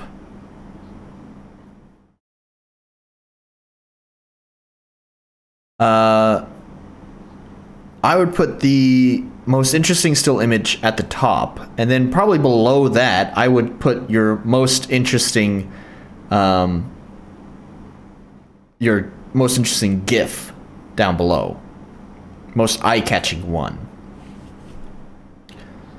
That's how I think I would do it. There's nothing scientific about this. I'm sure maybe some sort of design professional may have a different opinion. To me, and I'm not ignoring you, Visky. Glad to have you here. I'll get back to you. To me, I've talked about this before. RPG Maker is boring to look at. So like, you have this one, which is gonna, to me, is more interesting. I have no fucking clue what's going on here, though. This is what I'm gonna say. So like, this is more interesting because this is not your typical, RPG Maker thing. So this is eye-catching. The downside is since it's just a still image and we've never played the game before, this doesn't mean anything to me. It's almost kind of confusing because you have numbers everywhere, and it's like, is it like a tower defense thing? Is it like a match 3 thing? I don't know. It's like there's so much it could be. And so at first glance, I think this is a little bit overwhelming. It's nice that it's not RPG Maker at first glance, but maybe a little bit overwhelming. But then you have stuff like battle pictures and stuff like this one's not so bad, but a lot of it just looks like, oh, that's just RPG Maker, right? So in my opinion, and I know this is gonna sound bad. You're basically trying to trick people into clicking on your game, right? And if it's a huge turnoff to people, if there's RPG Maker, then you basically want to lie to them about what your game is. And so I would say that any custom art you have, like the title menu or whatever, should be this is more eye-catching. This right here works for me as an eye-catching piece because it shows me your art, your custom art here. And it also doesn't tell me that it's RPG Maker. And it's not overwhelming like this. So what I would say there is that you need to try to make some sort of promotional art. I didn't talk about it too much, but I did briefly touch on this. You don't, I mean, yes and no. Let me like go over this a little bit more. So where is menu? There it is. So I have my promotional folder here. So let's just open the default. So we have, here's the original image. And I'm gonna actually put a black background on it, or I guess blue, sure, that's fine. Just so we can see what's going on, because she has some white text back there. So let's just do that, there we go. Now we can see things a little bit better. So, you know, I have this image here, and I specifically had asked Somon to like put this in a super large size. So like this image size is, I think it's like, it's basically close to like an 8K resolution. No, 4K. 4K. It's like I would say like 5K resolution. It's a large image is basically what I'm saying. Because it's so large, it's so easy to use it, manipulate it, and put it in all sorts of different positions, which is how I was able to take this image, and then I can create all sorts of different versions for promotional art. I actually think that it's kind of tacky to just use your game's title page for like your game's thumbnail on itch. Just my opinion, because it looks like you don't have promotional art for your game, so you just like took a random screen grab. You have that art is custom, so you have it somewhere. So I would say take that, like you can see I've done here. This is for the itch page, so this is a much smaller canvas size. Let's even look at these canvas sizes. So like this is 630 by 500. I think that's the itch resolution. And if we go over here, where's canvas size again? Image canvas size, there we go. Yeah, 4096 by, so this is more like 4K, but whatever, it's still a high resolution picture. You get the point. This is a really large image here, and because it's so large, you know, moved it over here, shrunk it down, moved some stuff around, and put the title there. You don't have to like be artistic. You just take the existing art. You don't need to create whole new art is what I'm saying. That's what I'm trying to say. You don't need to create a whole new art. Just take some of your assets that you already have, your logo, your character, move them around on the canvas a little bit and see what looks good. And that way, that can be your promotional art. And that way it doesn't look so tacky, just like having a screen grab of your main menu, right? Because I think that just kind of looks weird. Having the main menu here is totally fine in your screenshots, but as like, actually, I don't know, yeah, we'll say it's okay here. But for like the thumbnail on itch, I wouldn't do that. Now, while you take time to reply, Visky, let me get back to you. Sorry for the wait. Not that I have a very exciting response to that. I have no idea why that would have happened. I know that itch has a limit on the file size that you can upload, which is 3 megabytes. So if you were uploading a GIF that was too large, maybe itch had a problem with that. Why did I go there? That's not what I wanted. What am I trying to do? I want to go to the dashboard. There we go.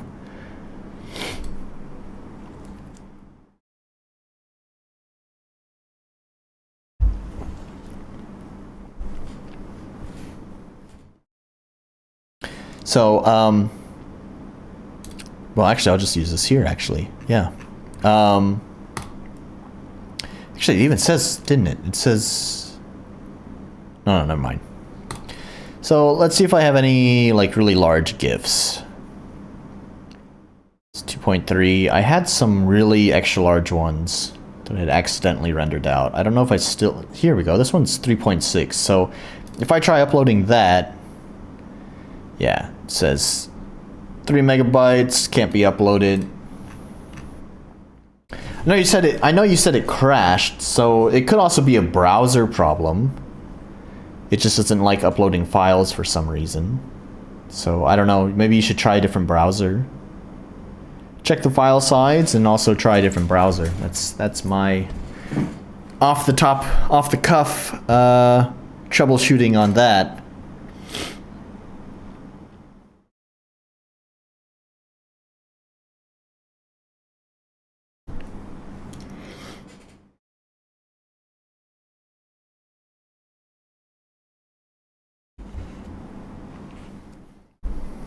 So, any other questions?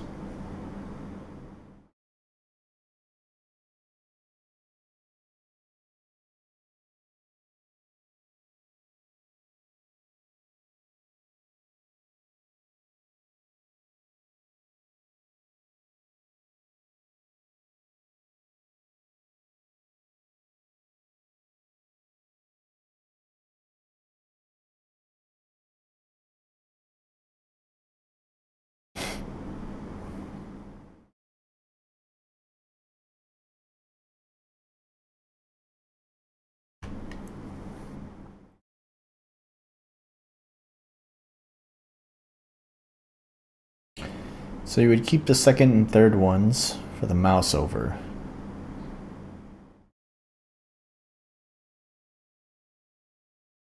If you're not going to change the thumbnail,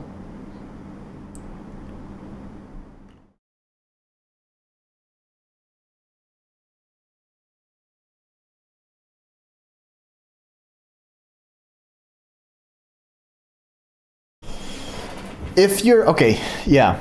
If your thumbnail is like dramatically different than the title page, then I think it would be okay for the thumbnail to be there and the title page being the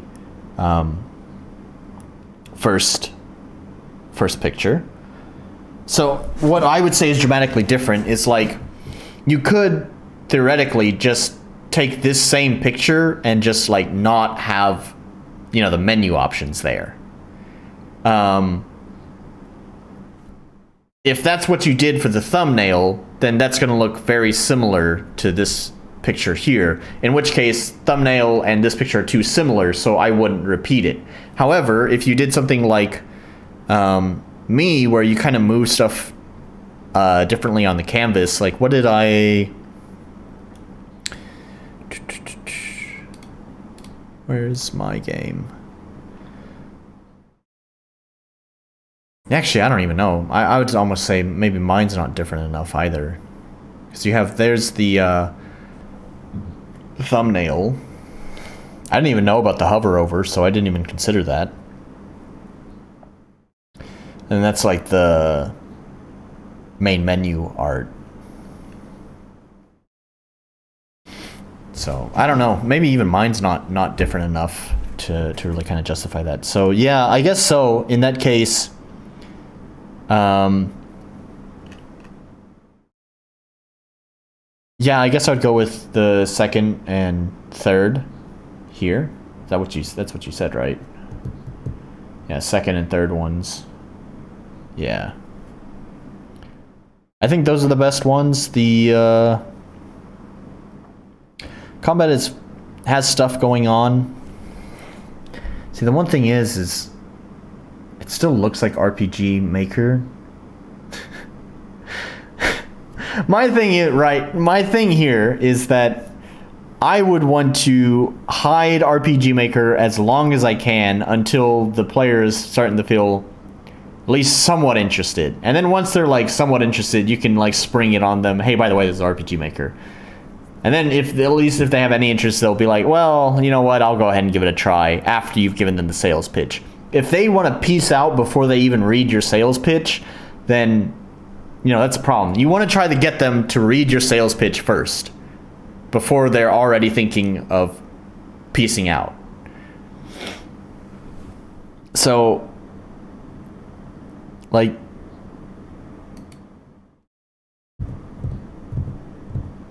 that's the thing, right? This is still, I mean, it's I know it's interesting because I'm an RPG Maker developer, and so I know you've done some action sequencing stuff here, and you have like you have some plugin stuff going on, and the background changes, like all of that I know is interesting as a developer.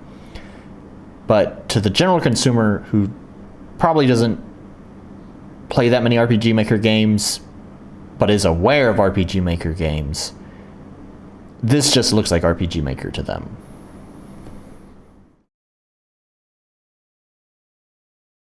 So I don't know. I'm gonna say, like, I'm gonna leave that up to you. I know my like whole shtick on like trying to avoid RPG Maker games is like not everyone agrees with that, and I'm sure some people who have actually sold games may actually know better than me on whether I'm overemphasizing people's hatred for RPG Maker.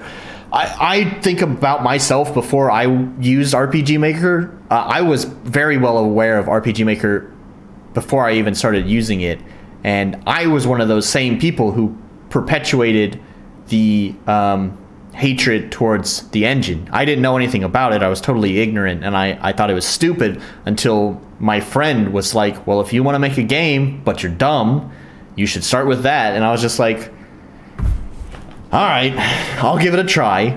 But like for a very long time, up until my friend convinced me that if I want to learn game design stuff, pick up RPG Maker. Up until then, I had no respect for the engine, and if I ever saw anything that looked RPG Maker like, it was done. Like I didn't give it a chance.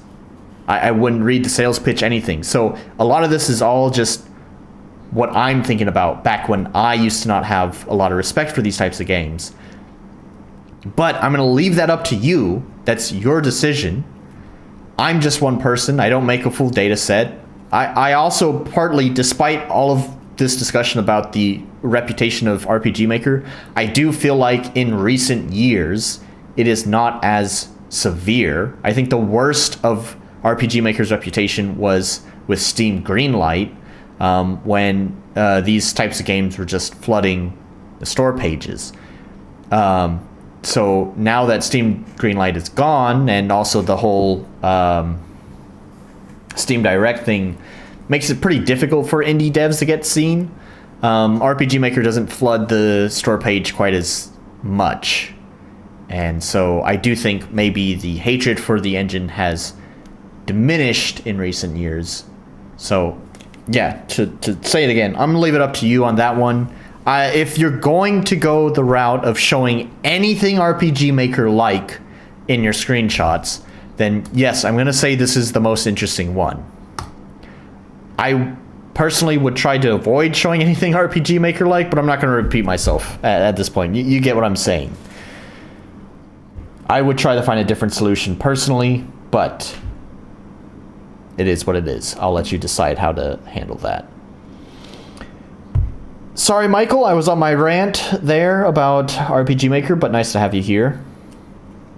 Actually, I was kind of sort of wrapping up this stream, but this is Fortuna's game, which is apparently going to be launching soon. Seems like first it's going to be launching in French, because there's no English description here. The English version... Oh, okay. There's an English version there. Interesting. Interesting that you do two different store pages.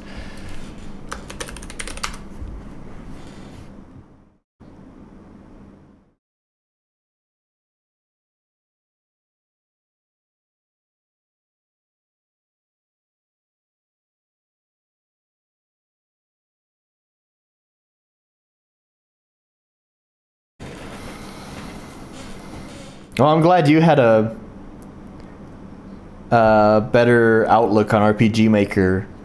I always hated the damn thing for such a long time. It was only like it's I guess it's only within like the past year, a little bit more than a year now at this point, that I've actually have respect for it. Ah, the English one is the one that's going to be launched. I see. Okay.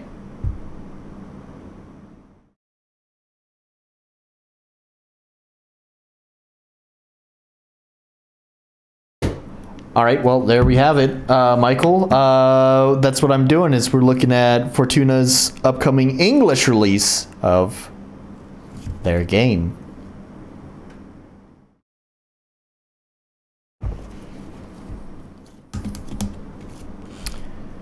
But now that that's done, unless you have any other questions, I'm totally glad to answer any other questions, whether it's Mr. Primo or Fortuna. If you have any other questions, I'll gladly answer them.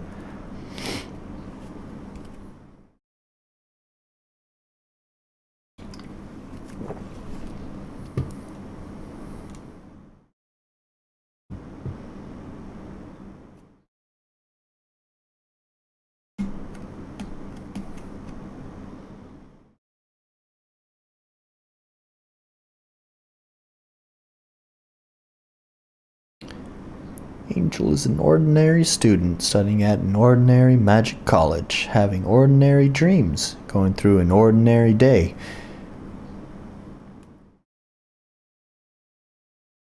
Well, as ordinary as day of the biennial competition organized by her college can be, and as long as no one interferes with the program.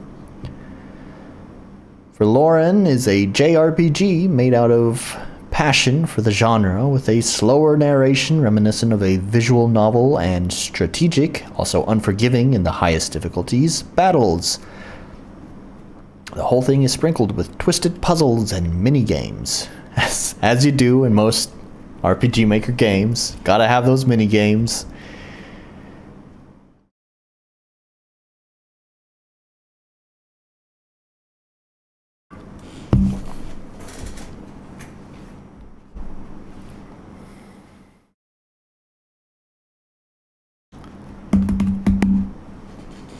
Well, I don't know if I know there's a chat delay. Am I being impatient? Is Fortuna cooking up a nice long message for me, or is that it? I don't know. It's the awkward moment of live streaming. You got chat delay and then typing time. As I said before, the way to counter the RM trauma is to have a good RM game. Yeah, yes, but as I was saying before, some people, myself, just a few years ago, would not even look at the sales pitch of your game if I caught a whiff of RPG Maker from it. So if you wanted to do a good RPG Maker game, you'd have to do something like Lisa or One Shot or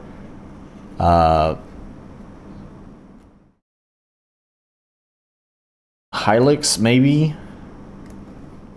To the Moon, maybe. Like, To the Moon is regarded pretty highly, but also it does look like RPG Maker. So I don't know. I guess maybe that's the exception to the rule, right?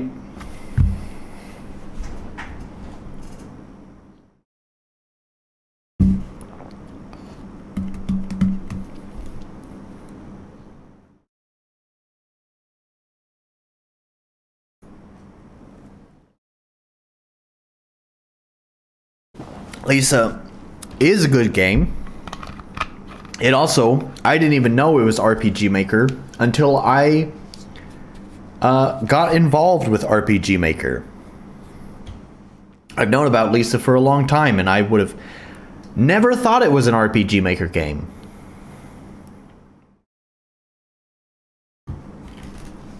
So I think that's sort of, to me, that's kind of the standard, is like that game did a good job because it had tons of custom assets. If there's any RTP used in it, which I'm not even sure if there is, It's very, very rarely used.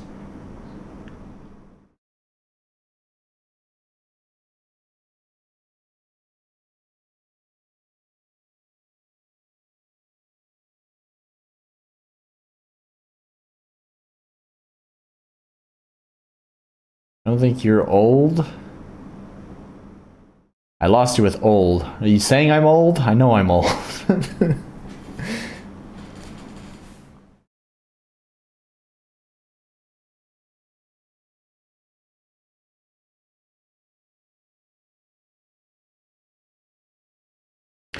The bias, I don't think it's going to change much.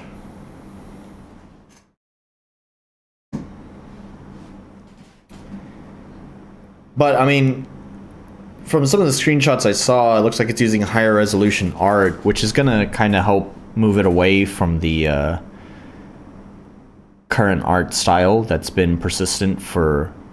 I'd even say, like, VX Ace. Like, I know the resolution is smaller, but the color palette is different, but, like, the style itself, like, I would say, like, the line art, the line art of the pixel art of VX Ace RTP is still reminiscent of MV, and MV is pretty similar to MZ. Like, it all looks RPG Maker like. At least with Unite, it looks like it's using much higher resolution assets, so it might kind of step away from that. What up? People have bias against Unity too. Yeah. For much the same reason that RPG Maker has a terrible reputation.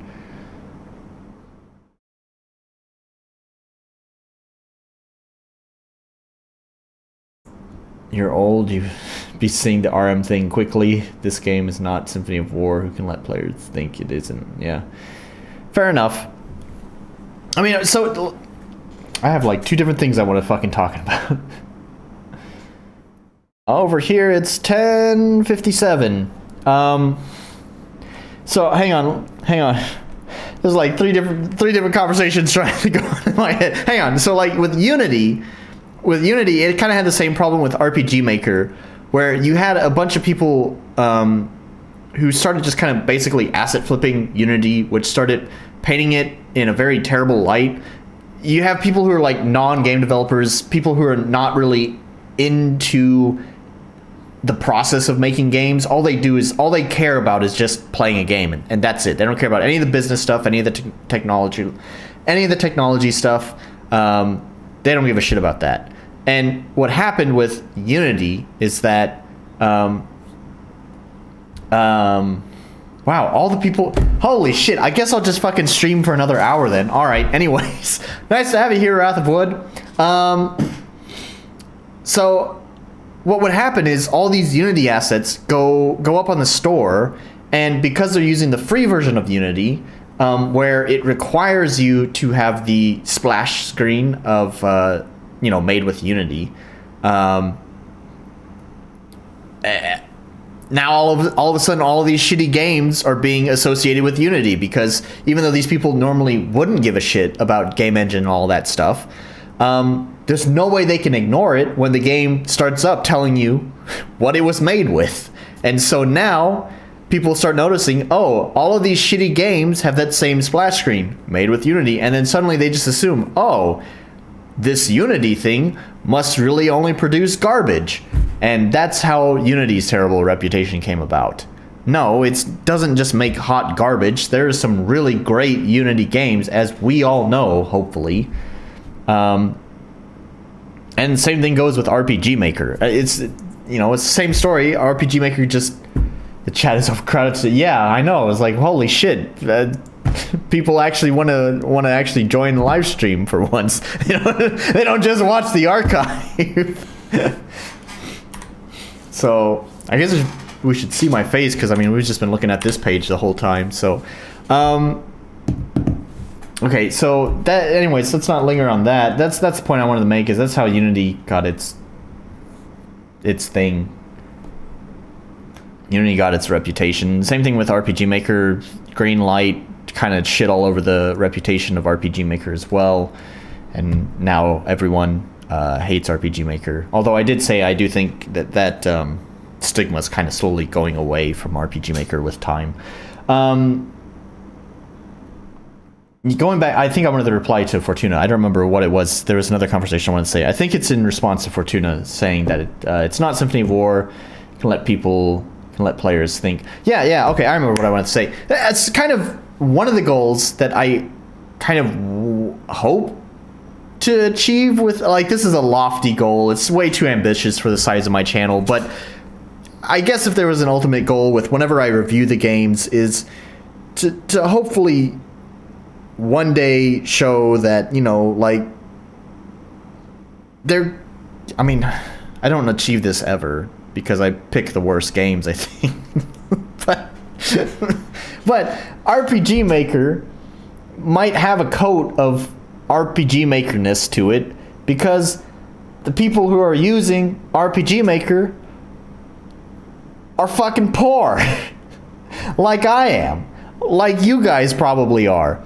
If you have money to make a good game, you're probably not using RPG Maker. So, but just because you don't have money, doesn't mean you don't have good ideas. And if you know how to execute those ideas, then hopefully people can look past all of the RM paint and find a good game. But admittedly, a lot of our enjoyment from games can also come from just the way that it looks. So it's kind of a big hurdle to overcome when your game looks like 100,000 other games. I don't know. That's a conundrum that I don't think we can solve unless we just had more money. That's the only solution there, is have more money.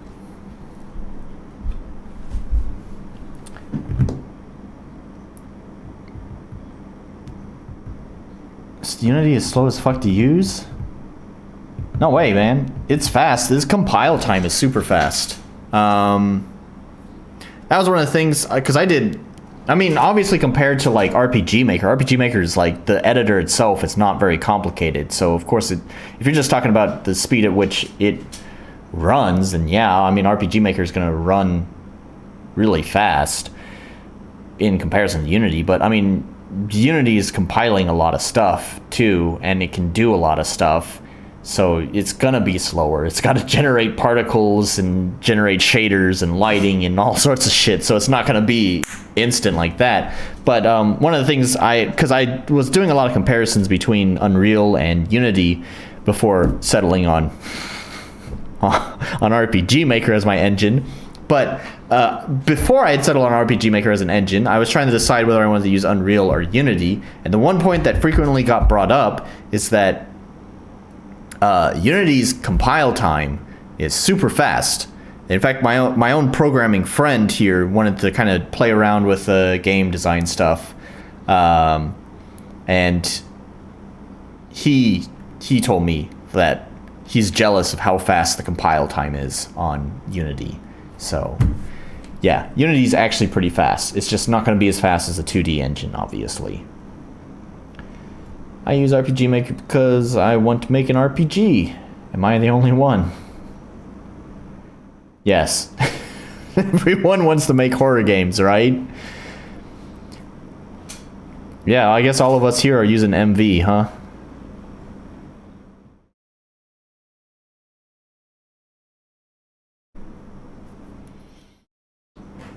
See, here's the thing, right? With what you're saying, you want to make an RPG. Like, I want to make an RPG too, but like a lot of the things I want to do in my own like dream RPG, it always feels like you're having the duct tape solutions onto RPG Maker. It's just the further and further away you get from what the editor has been designed to do, the more janky it begins to feel. Like, can you do anything in RPG Maker? Yeah, sure. But sometimes it just feels so awkward and cumbersome to execute that I would just rather have something that it might be slower to build up to, but at least it's designed to do that. you know? So I don't know, like, you can do RPGs. This is the thing, right, with RPG Maker, is that you can do RPGs, but you can only do RPGs of a certain type. And as I was just saying, the further you move away from that certain type, the more jank it starts to feel to execute it. And I guess the RPG that I want to make is maybe just a little bit too far removed from RPG Maker. Although I don't know if I'll ever get to make my magnum opus. This game design stuff fucking kills me, man. I have, like, destroyed my life to do game design stuff, and the reward is, I mean, an internal reward is, it's satisfying of solving these problems, but I'm kind of at a point in my life where internal rewards are not really enough. Sorry, I got bills to pay, I got shit to do, and internal rewards it's good. I appreciate them, but if I want internal rewards, the satisfaction of completing something, I have music for that. So I don't know. I want to do the magnum opus, but there's also a good chance that whenever this game gets done, if I may potentially be like, you know what? It ruined my life trying to develop a game. And this game I'm developing now is so small in scale compared to what I want to do with the magnum opus. I don't believe it's really ambitious. I feel like it has the right amount of ambition.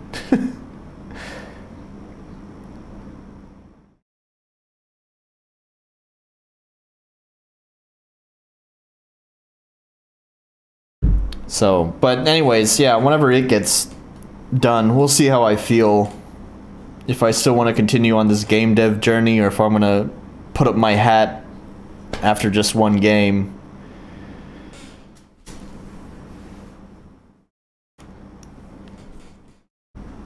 Let's see, easier to master the full power of RPG Maker with plugins. Without those, the engine would lose most of its possibilities. Absolutely. Yep, but that's also it's also that plugins creates the problem that I was just saying. Is that plugins are kind of a duct tape solution to the engine. The way Unity, for example, the way Unity works. I'm not an expert on Unity, by the way. I obviously, because I'm not using it, but basically you are going to create the parts of the engine that you need. You could basically think of, even though I know, like, you're basically going to create an engine within the engine. You can think of Unity as a sandbox, right? And then you're basically going to type the C# scripts that will create the different parts of what you need for your game. And so you are creating the foundation from scratch. This is the difference here, right? RPG Maker already has the foundation for you to use. And once you start building off of that foundation, you need to start adding all this extra structural bits and stuff. You're getting, like, fucking 2x4s and, like, making sure, like, propping that up and getting the duct tape out, making sure that doesn't fall down, and hammering in extra nails. And you wind up with this, like, yeah, sure, you have something beautiful in the end, but it's being held up by 2x4s, duct tape, and way too many nails.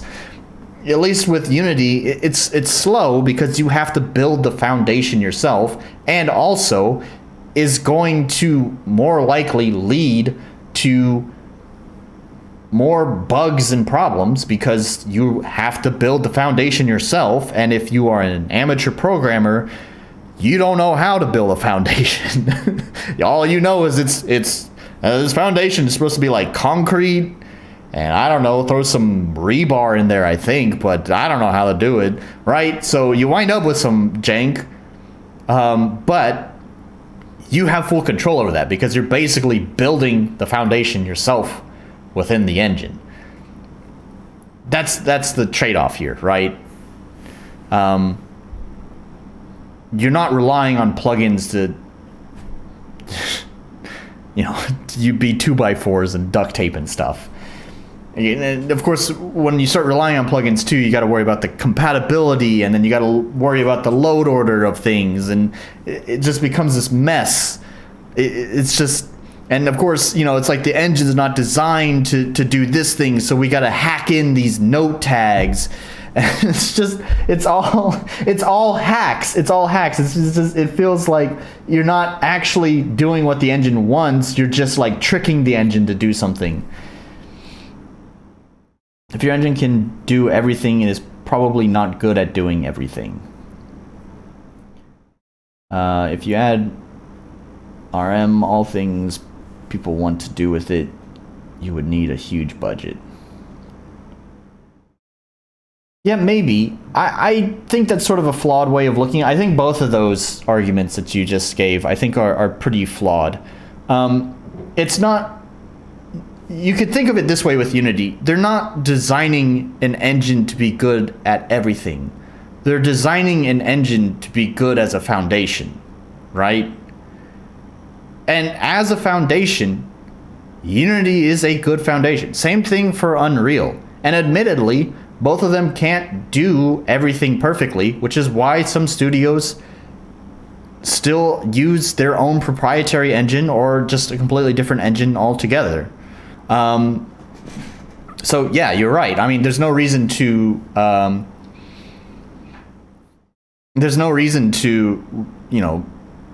rebuild the wheel. If there's an engine that can get you to where you want to go faster, then why pick one of these engines that are focused on being a foundation when there's an engine that's focused on being a first-person shooter or being an RPG or whatever the case may be? Then obviously you can go with those because they are set up to do that. So I follow tutorials exactly, then get bugs. I'm like, what the fuck? Check comments, and everyone got that issue. Yeah, I mean, this is kind of where I tapped out of Unity as well. In my own shitty Unity game, it's fine, we can leave that page. In my own shitty Unity game, you have these little blocks. This whole game was built following a tutorial, right? You have these little cubes that you pick up in order to progress the level.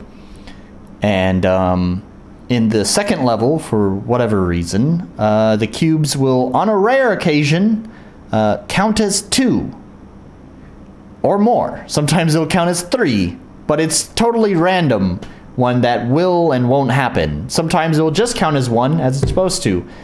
And I tried getting some help with why that would be, and this is where, I've talked before that the Unity community sucks, honestly. I went there and I was like, yo, can I get some help with this? And yeah, the answers were just... I didn't get many answers, first of all. I think I got like 2 answers. One of them was utterly useless, and then the other one, like... Oh, yeah, right, thanks. There you go. Sorry about that. That's the cube I'm talking about, right there. So anyways, one of the comments was utterly useless, and then the other one was just like even though I had explained in my original post saying like, yo, I'm a total noob to this, I have no idea what I'm doing, the guy replies like treating me like I know anything about programming at all. And I was like, can you explain that better? Because I don't know what the fuck you're talking about. And I just never got a reply from him. So it's like, oh, all right, cool. And that's where I tapped out of Unity, because obviously I had a bug. I had no idea how to fix it. I couldn't get any help with it. Oh well, the end. So I've talked about this before. This definitely, besides RPG Maker's jank duct tape 2x4 thing that I was just talking about, what it does have that I do think is very, very, very valuable to RPG Maker, or to any game engine, any software, doesn't matter what it is a strong and friendly community. And RPG Maker really, really has that. And I think, I hope more people in the RPG Maker forums can learn to appreciate just how good the forms are.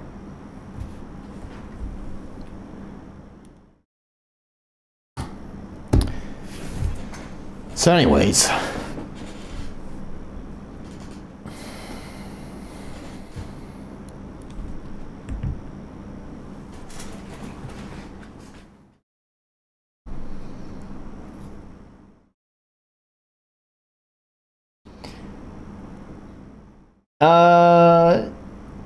yeah, I'll agree with that, except there's also sort of a caveat with Unity. If you're using a Unity for 3D games, then I would say you are probably right about that. However, Unity's 2D stuff is pretty powerful, and you could probably... There's actually a lot of Unity games built with the 2D part of Unity that's pretty powerful as well.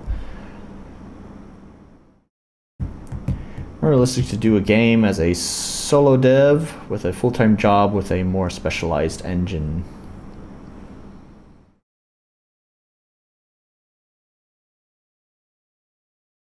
Yeah, well, I mean, you also have things like Game Maker 2, which is sort of like I would consider a step above RPG Maker, but a step below Unity.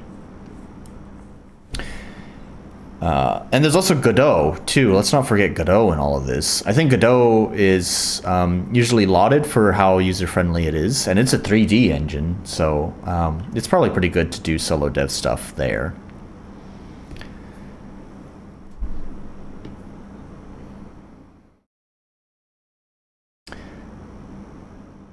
But there's you'd see it's pretty rare to find solo devs doing 3D stuff. It's not impossible, because I think did it release this year or last year? There was what's it? It was Bright Memory. Is that what it's called? Yeah, Bright Memory. This game was developed by a solo dev. And yeah, it's a 3D game. It looks good. It's just the guy had talent and time and possibly money, or he at least had enough talent to get the attention of a publisher who was able to help fund him the rest of the way. So, you know, he had the right idea, the right vision, and the ability to execute it. So, you know, you do get solo dev projects like this kind of stuff here.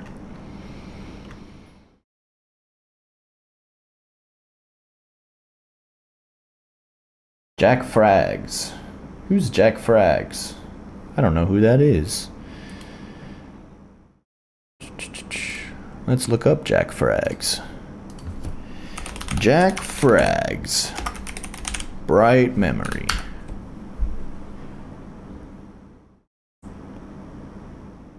Oh yeah, look, they even put that in the title. One man made this game. There we go.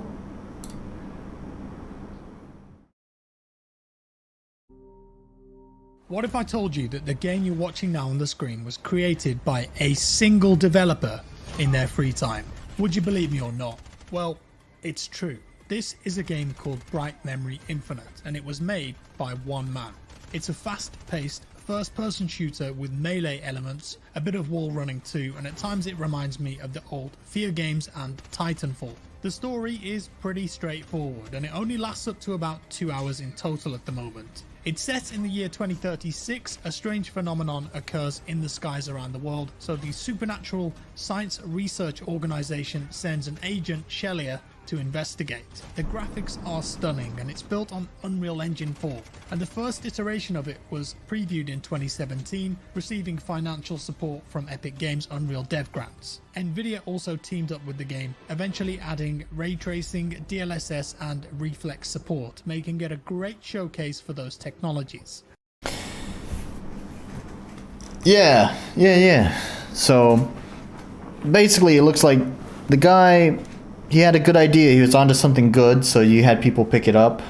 Yeah, it looks good. It used to be on my wish list. I don't remember why I decided to remove it from my wish list. I think the one thing that disappointed me was that I think it's just because of the runtime of it was really short. As he said, it was like only couple of only a couple of hours. Wow, this was streamed? Oh. Anyways, but you said it's only a couple of hours long, which is kind of disappointing. How expensive was it, too? 2,000 is not that bad. I don't know. Maybe I'll pick it up. Who knows? So, but anyways, yeah, my point here was that, you know, here's a solo dev who's making something pretty good. But of course, these people are pretty rare.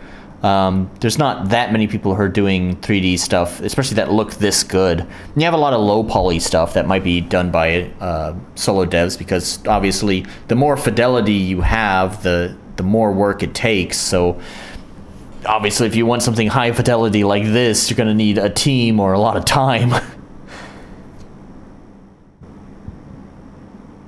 Star Citizen? I don't think so. Game's never coming out. Whoever told you that is full of shit. Let's see. Star Citizen. If I can spell it right. Citizen. Release date.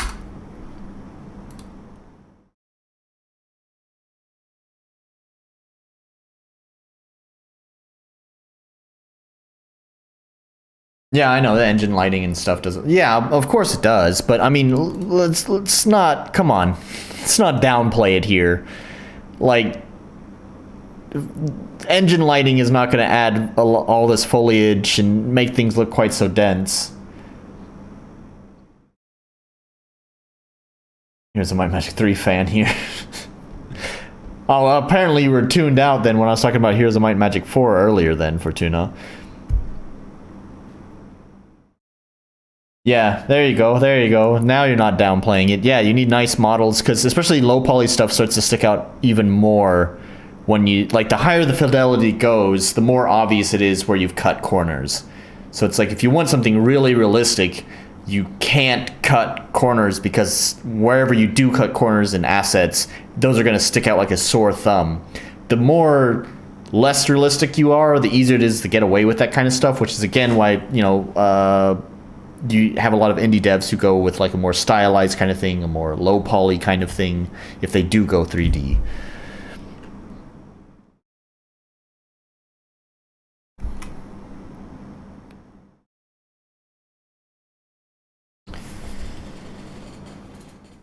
Oh yeah, I was looking up Star Citizen.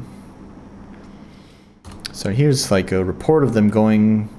That's just 2020 though. That's old. Oh, DuckDuckGo, you fucking suck. Release date, we'll do 2022. Finally, CitizenCon is arriving on October 8th, 2022. Well, that's old news.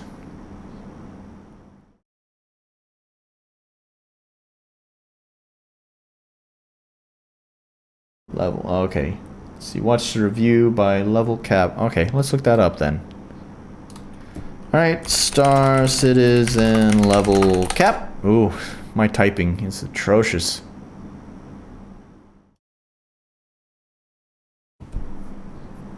The next mega patch for Star Citizen could be days, maybe even hours away, and it's going to be one of the most important tech updates that this game has seen in years. Every now and then, Star Citizen's core tech hits a major milestone, whether it's multi-crew ships to procedural planets to entire city planets, and now this. It may even be one of the most important tech hurdles the game has ever seen. Patch 3.18. Which, according to the latest Inside Star Citizen episode, is still on track to release this year, which would mean basically in the next week, as I think the devs go on vacation around the 23rd or something like that. I think they were actually trying to launch it this week, but word on the street is that they keep hitting different blockers, so it's quite literally on the last legs of testing before it gets over into the PTU. Now, 3.18 is a massive patch on every front, one that not only brings new locations, missions, ships, and professions to the game, but also brings with it two core pieces of... Star Citizen's kind of in a weird place, right? Because the way that they do their releases, it sort of reminds me of Warframe now that I think about it. For the longest, I don't actually, Warframe may still technically consider themselves in beta. I don't remember if they ever removed this, but for the longest time, Warframe always considered themselves in beta. However, the amount of content that existed for the game and just the general state that the game was in didn't really feel like a beta. It also didn't help the fact that they had enabled monetization. And I kind of feel like it might be a similar story with Star Citizen. I've never played it because I've always just assumed that it's not finished. But maybe it's the same kind of thing here, where it's just like the content is basically a full game. They're just not calling it a full game.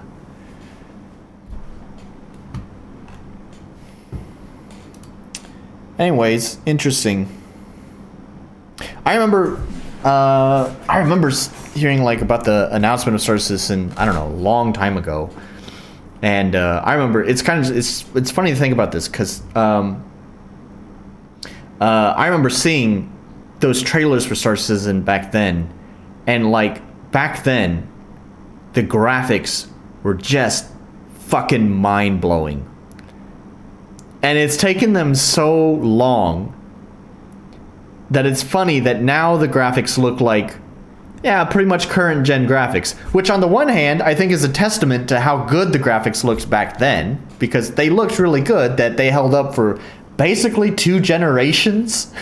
But on the other hand, it's such a shame because here we are like basically 2 console generations in, and now it's kind of like, now you kind of look like you're on par with everyone. Now it's not the whoa anymore. There was a fun joke about a famous French YouTuber. I wouldn't trust him. He is one of the last people in France we believe in. He's one of the last people in France to believe in Star Citizen. Yeah, I know. They promised... They didn't just promise the world. They promised the universe. So... I know it's pretty big. I don't know how interested... You went French there. Scope probleu.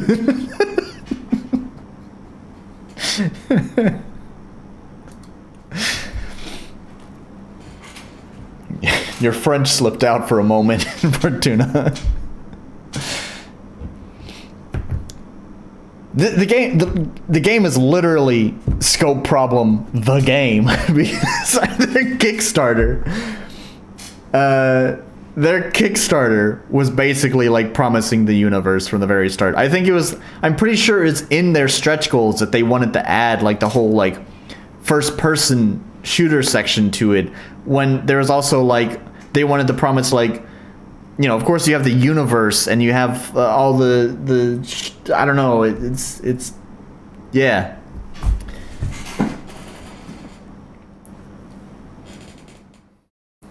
Maybe one day I'll give it a try.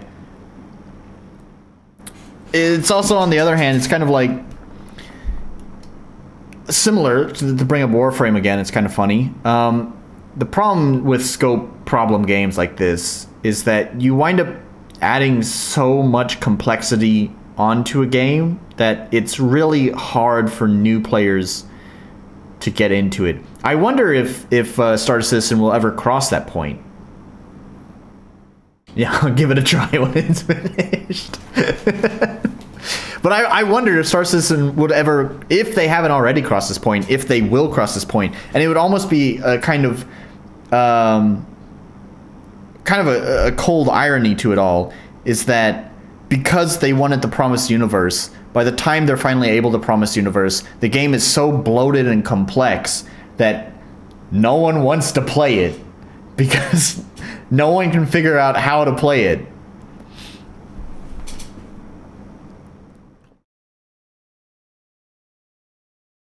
No Man's Star Citizen. Alright, I'll defend Star Citizen, or not Star Citizen, No Man's Sky. I I know it was a huge disappointment when it came out. Obviously, that was a catastrophe. But those folks, man, have like poured their heart and soul into trying to get forgiveness for that whole debacle. And honestly, I don't even entirely see it as their fault. A little bit their fault, because the CEO, the lead developer, whatever, would go on to like make pretty grandiose claims in like interviews and stuff, which is totally on him. But on the other hand, it was like a 5-man indie team whose biggest selling product was like a mobile game that no one gave a shit about. So prior to that, prior to No Man's Sky, that's all they had done. And then they started developing No Man's Sky, and then Sony came in and was like, yo, here's a bucket of cash. And now suddenly this 5-man crew who has like no experience in PR, marketing, any of that stuff, has now just been thrusted full force into the spotlight by Sony. Like, yeah, the problem was the CEO and its claims. Agreed. However, I do think Sony put a lot of pressure on them. So, I don't know if you've watched, what is it? It's Yes Woman's Land. Yes Woman's Land. So this video is actually 2 years old. And it's funny because this video, why are there Chinese subtitles? Why is it defaulting to Taiwanese? They don't even have English, only auto-generated? That's crazy, man. Anyways, if you haven't watched Internet Historian's video on this, it's a great recap of No Man's Sky and just that whole history. And the funny thing is that this is 2 years old, and No Man's Sky has even still, since this video, continued to update and improve the game for free, as basically saying, yo, we fucked up. Please gamers, please forgive us. Please stop throwing your Doritos. Please stop throwing your Mountain Dew and just hear us out, okay?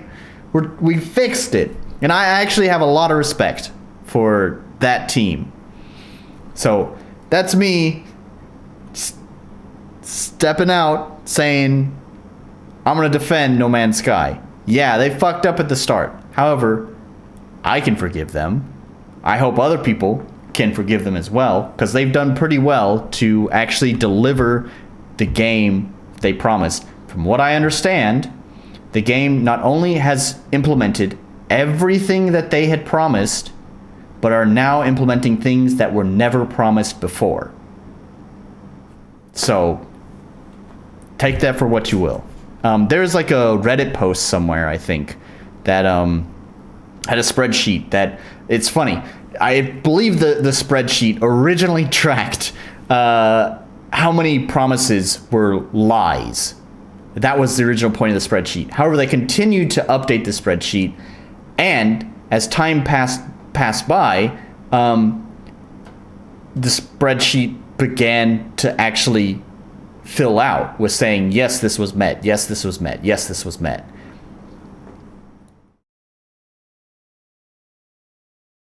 Yeah, pretty much. The best answer to bad missing content, it's good content. Yep. It's good content that's for free. I do think No Man's Sky does have some paid DLC, but for the most part, anything that they had promised during the whole hype cycle of the game, I think pretty much all of that has been included in free updates. Let's just look that up real fast. Let's see. Do they have any DLC, or is it literally all free? Never mind. I'm wrong. Every single update. Every single update. Everything that's been added to this game has been completely free. So yeah, they totally fucked up the launch. Not arguing that, but it is just amazing how much hard work they've put into this, all for free. If you bought this game at its terrible, shitty launch, you now have a game that is probably 100 times better than what you received. It only took way too long to get there, but still, yeah, nothing but respect to the folks at Hello Games.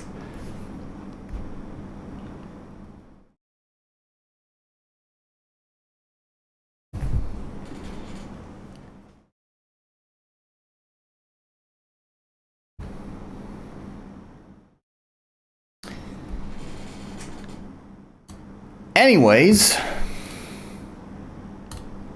everyone loves.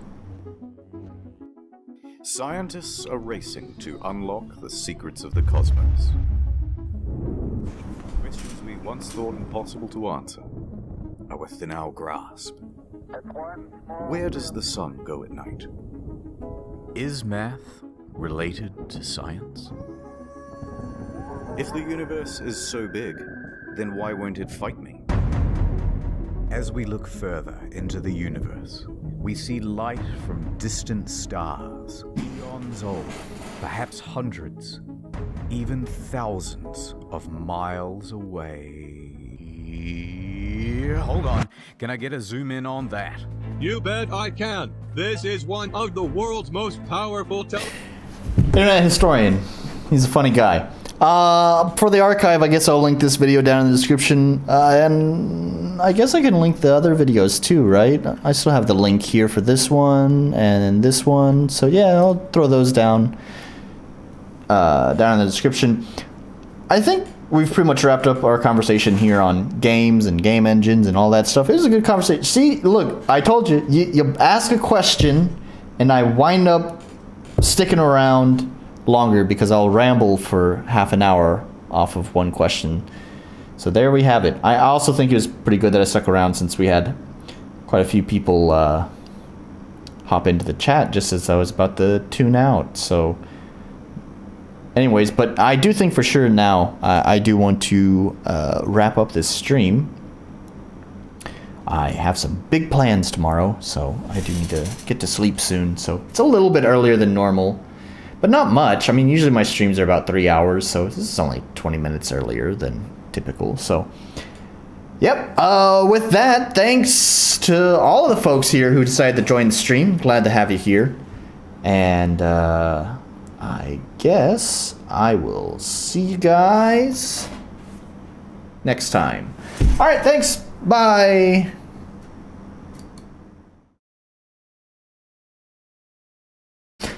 Don't know why we're here, but it was fun.